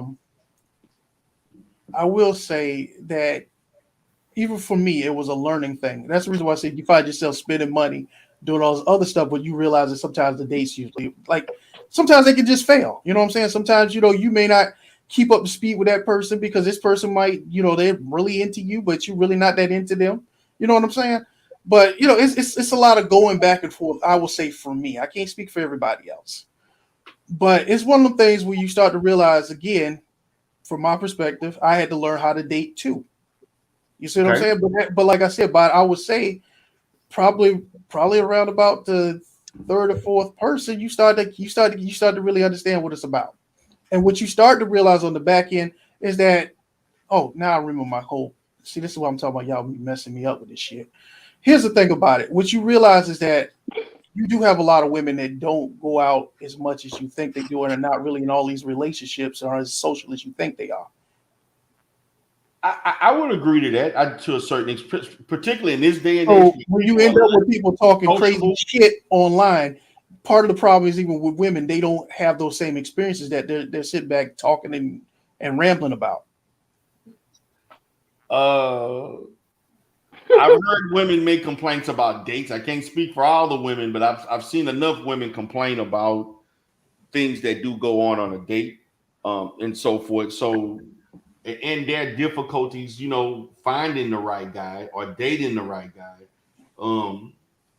I just think that there are situations in which people go into dating with unrealistic expectations, and they base those unrealistic expectations based on mistakes that they made in other relationships, instead of focusing how they can improve upon themselves on how to function in a relationship.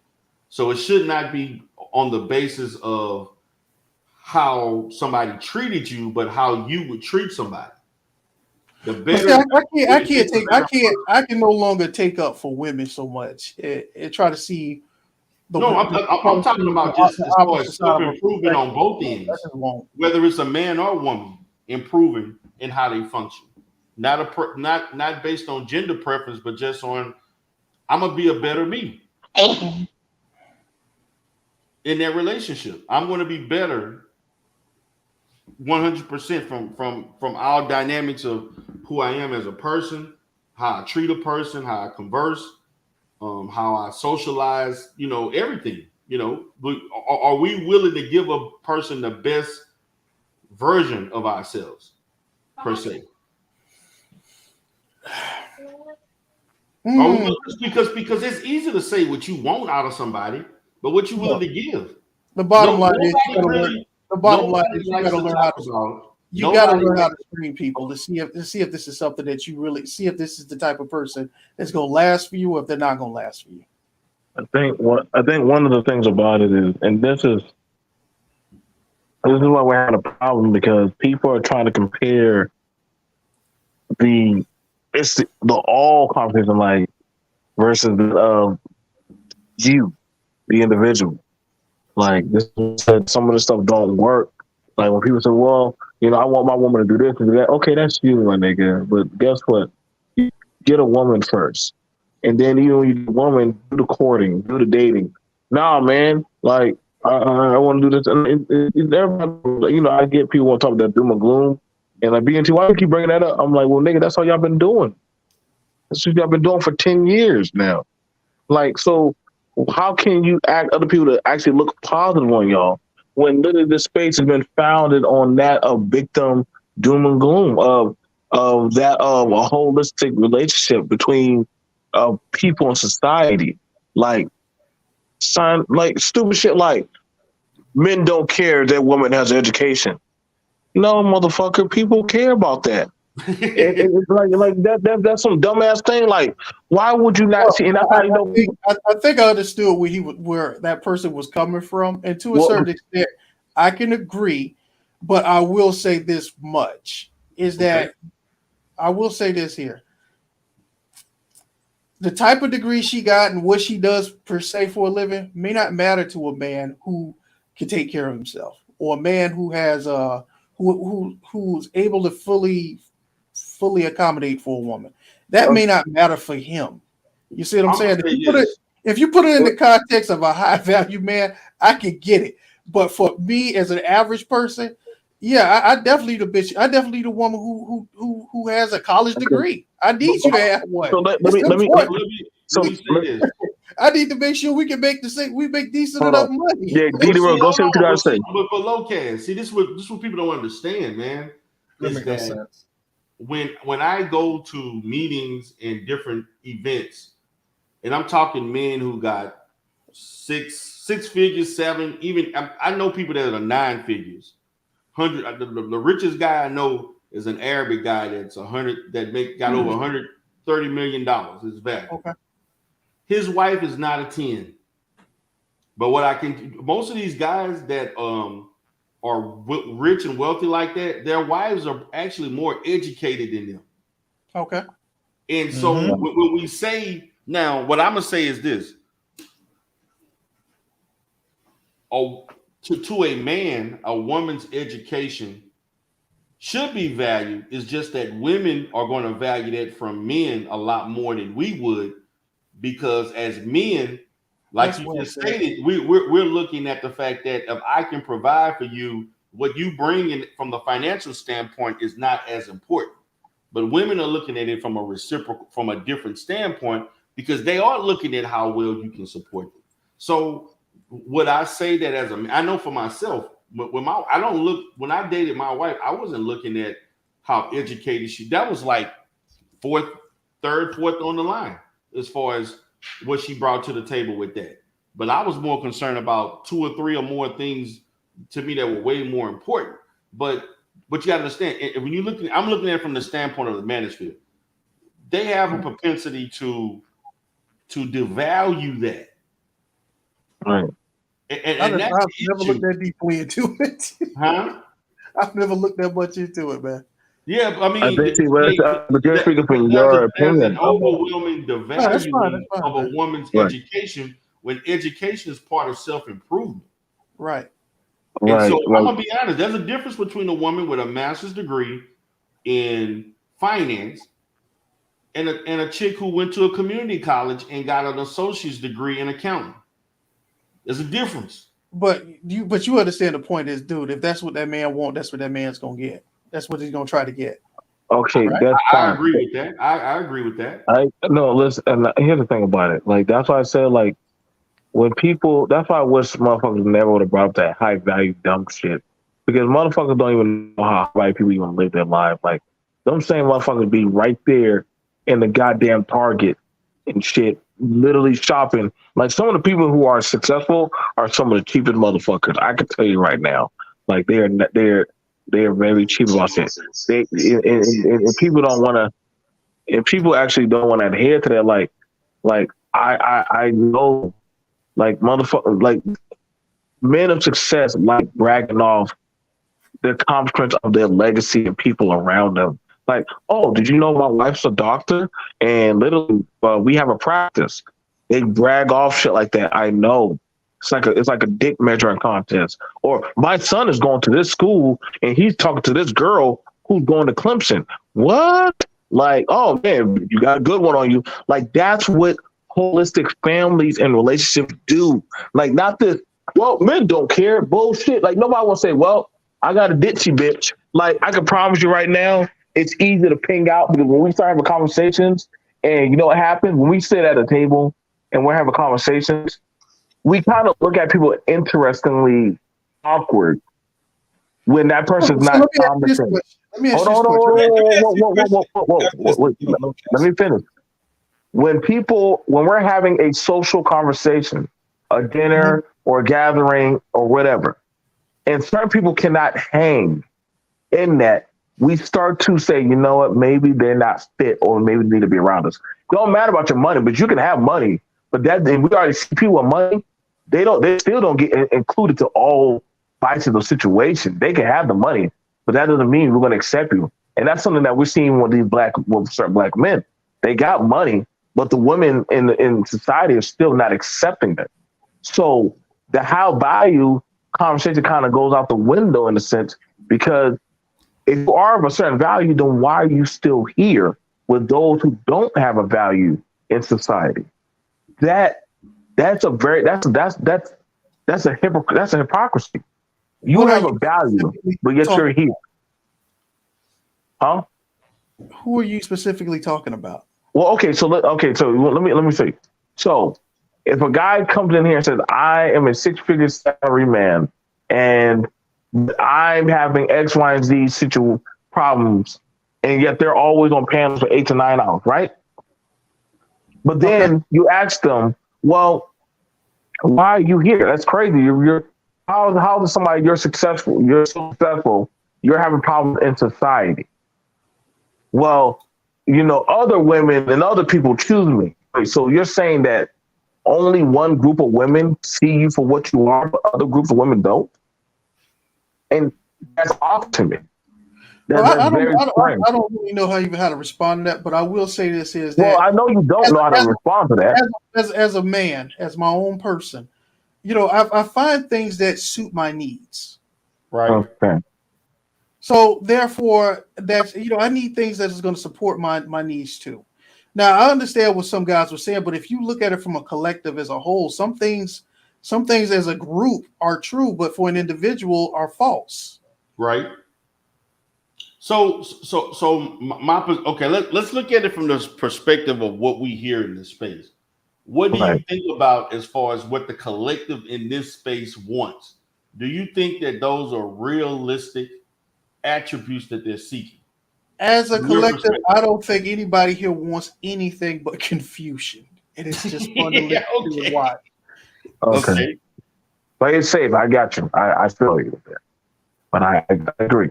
So basically what you're saying, the attributes that they talk about, those talking points are just bullshit.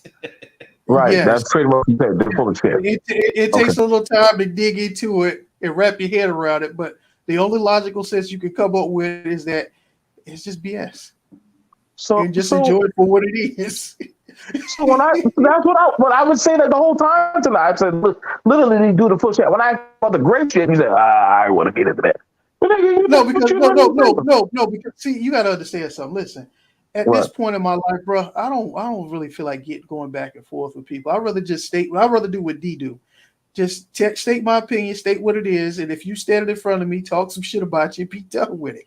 You know, I did it to you last time. You know what happened? Last time I was talking shit about you and you weren't on the panel. I got into a whole argument with everybody else. I'm not. My energy is for that foolishness. You see what I'm saying, dog? Okay. You gotta, okay. I didn't know you got into it with other people. You understand what I'm saying, D, right? You understand what I'm saying, D, don't you?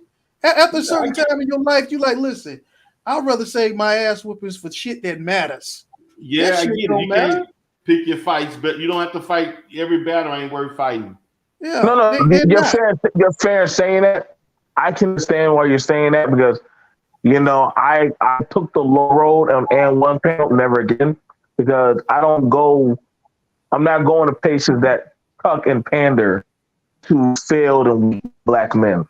I'm not going there no more. I'm not going to I'm gonna admit this, BMT. He did mute you when he didn't have to, but it was a lot going on over there. No, you see this type, like I said, they cut the pandas. You see this type of discussion Right. we're having? This is the type of discourse we're supposed to always have with each other. Right. Right. I agree. That's what I'm saying. But here's the thing about it. Like, we can have it, but it's like you gotta just look at it for what it is that's going on. Like, we understand it, and I agree with you when you say, you know what, BMT, sometimes you gotta just save energy. And you know, a man, I understand that. A man save energy. But don't try to lie to me and say that pile of shit is a golden souffle. And I know that shit for what it is, it's a pile of shit. This place is a pile of shit. It's not a goddamn rehab, resilient place to go save black boys. It's not. It's not nothing. I would say this here is that I will say, if you listen very carefully, as a whole, the group doesn't really know what it wants because nobody's really talking to each other to actually have a concentrated voice. You know, nobody has a focus. The group itself doesn't have a focus. In fact, you can't even call it a group. It's just a bunch of individuals who come together, hopefully in hopes of forming a coalition. I disagree. It has a focus. The focus is black female fuckery. That is the focus. Well, see, if you tie it down to Obsidian, then that's not true. I mean, that's what that man said. In every space I've been in, that's all they talk about. Obsidian doesn't speak for me. He doesn't speak for BMT. But that's what most of the space talk about, though. But at the same time, we don't mind watching the shit. We don't mind watching the shit that flies out his mouth. Well, I don't watch this nigga. I only seen like 3 of his streams, and I see him in other places. See, because you ain't been here long enough to understand. It's like a sport. No, I've been here longer than you. D, sometimes the whole fun of this shit is to watch everybody else respond, then listen to the motherfucker who said it. It is a sport. It is a clash, and people like to see a train wreck. I get that. But that's the focus. Black female fuckery, because that's all y'all talk about is women. No, listen. Sometimes social media doesn't come alive until somebody say something outlandish, egregious, or something tragic happens that everybody. You gotta understand something about us right now. We still in this fight response. We have not gotten to a relaxed state as black people. No, you know, if you don't understand what I mean by fight or flight responses, most of us is still dealing with all kind of issues, from family to work life and everything else in between, that keeps us in a riled up state of mind. So it's the black woman. She the reason. And also, and on the flip side of, let's not forget that it's the black woman, it's the black man too, on the other side of that spectrum. But all the Manosphere talk about is the black woman. And all the women do is talk about the black man. Well, that's not true. No, that is true. The problem is, D. That's not true. I be getting women ass. That's why they don't like me. I don't believe that. I be seeing. Hold on. Okay, go ahead. I'm gonna let y'all go ahead. When I see you, sister girl, go over there. When I see you go rile up with Cynthia G, Paris, or you ain't never seen me round up with no Cynthia G. Don't tell them motherfuckers like I do not fuck with that bald headed asshole. When I see if you don't cut it the fuck out, that's a lie before the eyes of the Lord. Now you spit in the conversation. I said when I see it. I didn't say. So you gonna see me go over there? Then if you ain't want to go over there, then don't come over here asking me to talk shit about it. It ain't happening. I'm gonna go over there for what? And get timed out? Cause that motherfucker ain't gonna talk to me. Cause I'm gonna light her bald head ass up. But D, you understand where I'm coming from with this, right? Y'all understand where I'm coming from this. Women love to come over here and dictate to the men what we need to do. And I ain't dictating to y'all shit. I'm telling you what I'm listening to. Go talk to your sisters. I don't watch them. I watch y'all. All right, when you go watch them. I don't watch them already. I watched them when the BWE was being formed. You know what? Then if you understand why Obsidian is motivated by black female fuckery, it's because of them. Because black women bring in money. Degrading black women is a cash cow.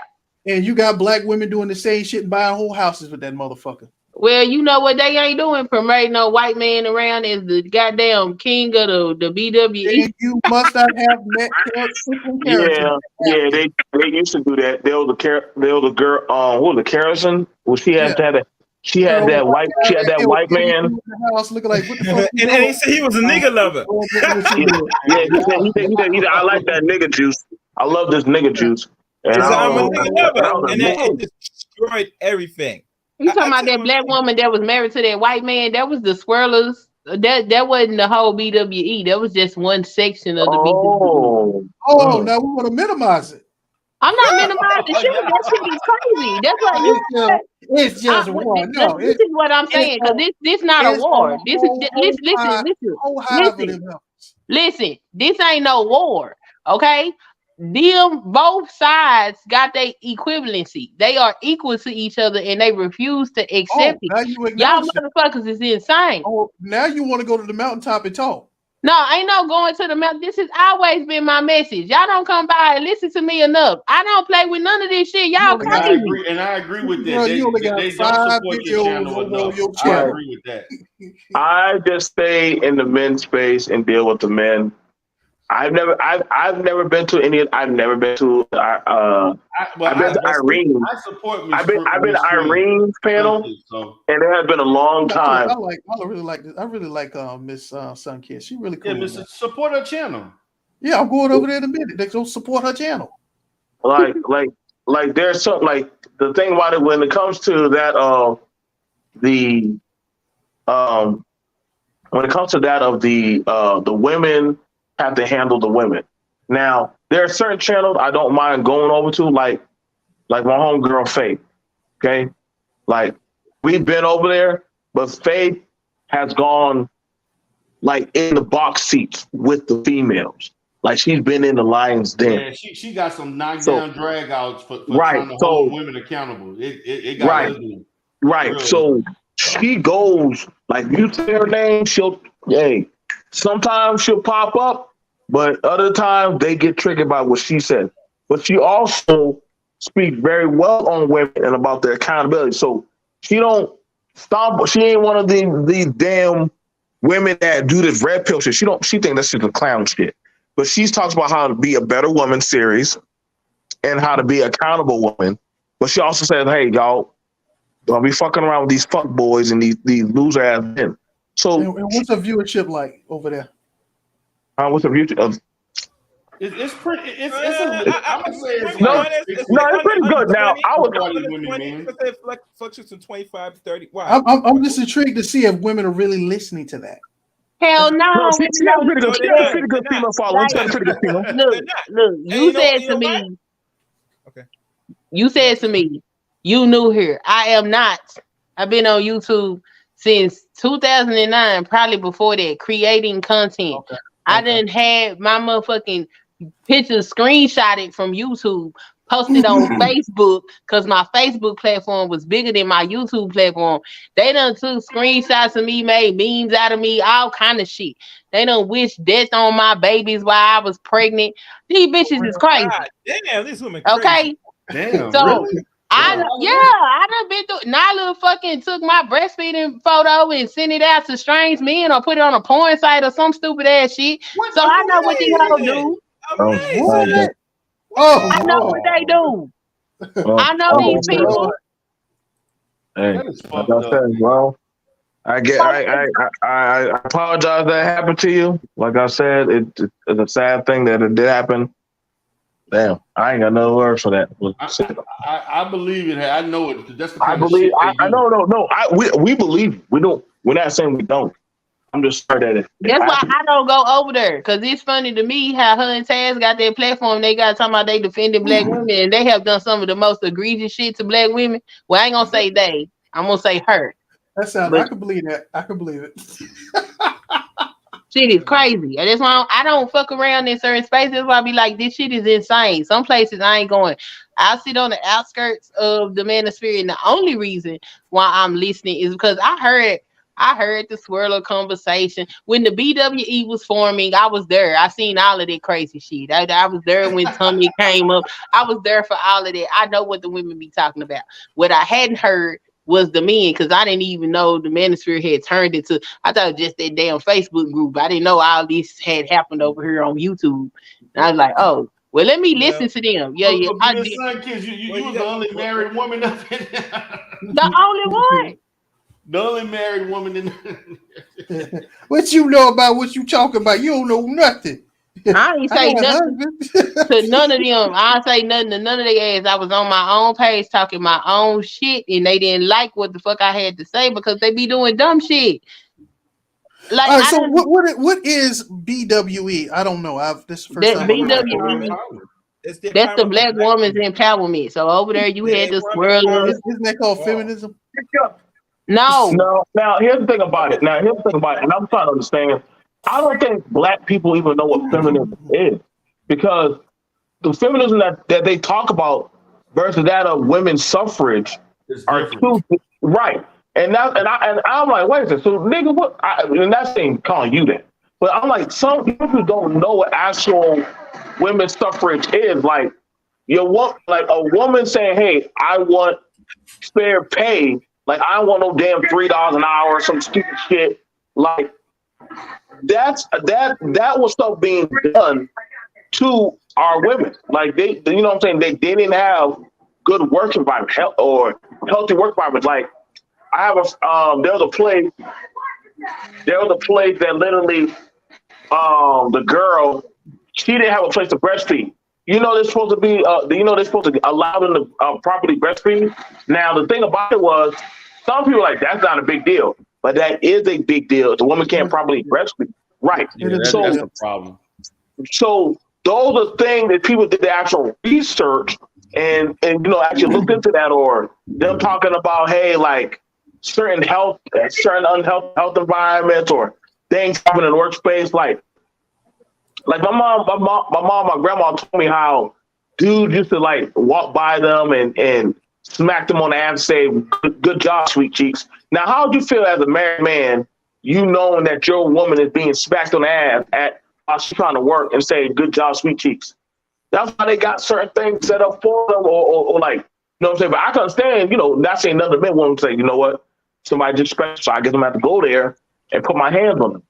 Because you ain't going to be smacking my girl's ass, or you got to do sexual favors and shit. Like, that's what I'm saying, man. Like, it's very interesting that you got a lot of people coming around these spaces with vitriol rather than actual valid things. Like, I've heard people say some crazy shit on my platform, like, we should be able to fuck the bitches at work. I'm like, what? What? Like, wait, hold on, bro. Like, did you just say that? You know what I'm saying? Like, I remember me, DJ Rowe, and Fake got at we had got after this teacher that was dating her student.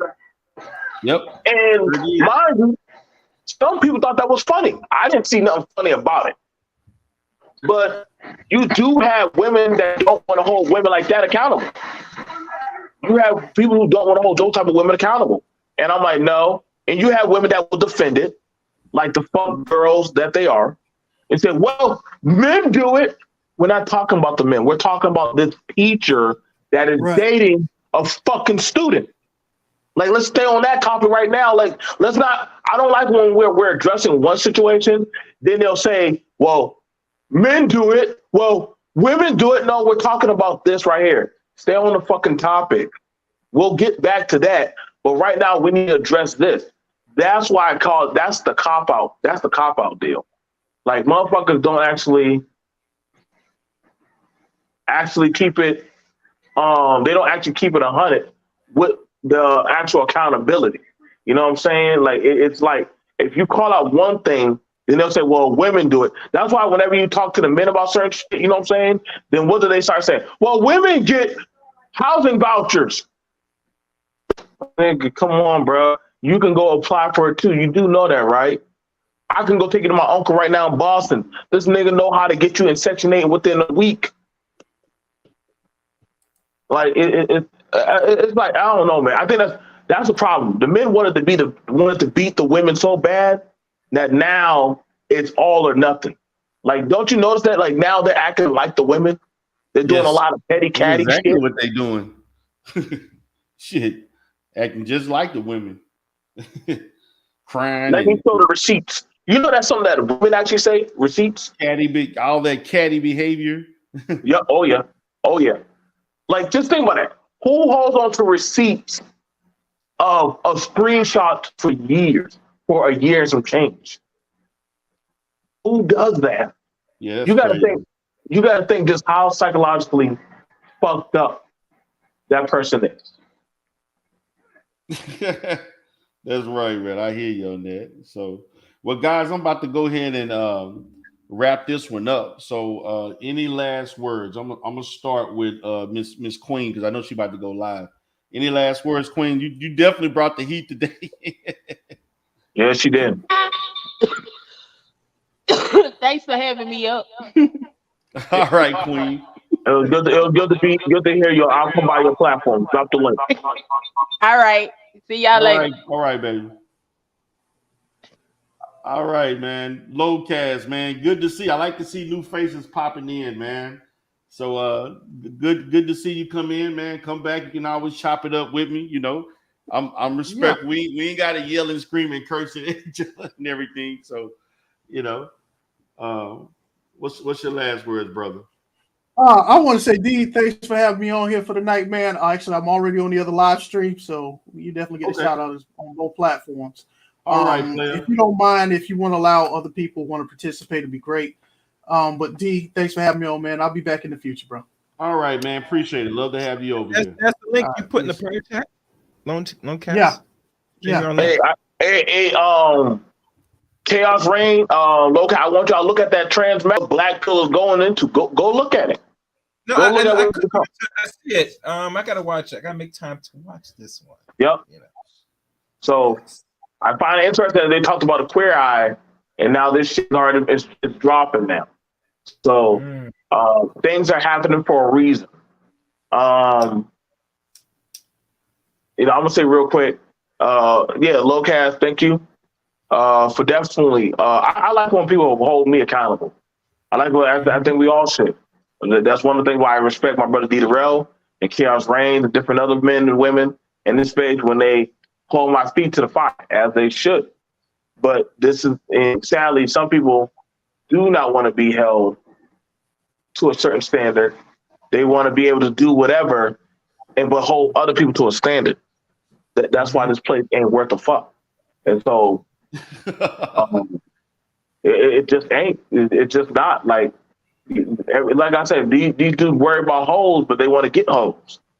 They follow hoes. Right. They get on panels with women who are known hoes and try to SBE them, but they also want to fuck them. So, like, I'm just saying, man. You know how that works, BMT. Come on. So, I'm just saying, bro. I'm just saying, it's very laughable. It's very laughable. That's why I said, hey, shout out to the men that are making content. Like, we're not gonna tell y'all what y'all can and can't do content on, but just be honest about it. Like, hey, this space is not. It has not helped the image of the black man. If anything, it has did more damaging damage. Yeah, so y'all can't dispute that. It's damage. That's a definite. But yeah, thank you, brother Dieter. Thank you. Glad to have you on, man. Always. All right, Chaos. Any last words, brother?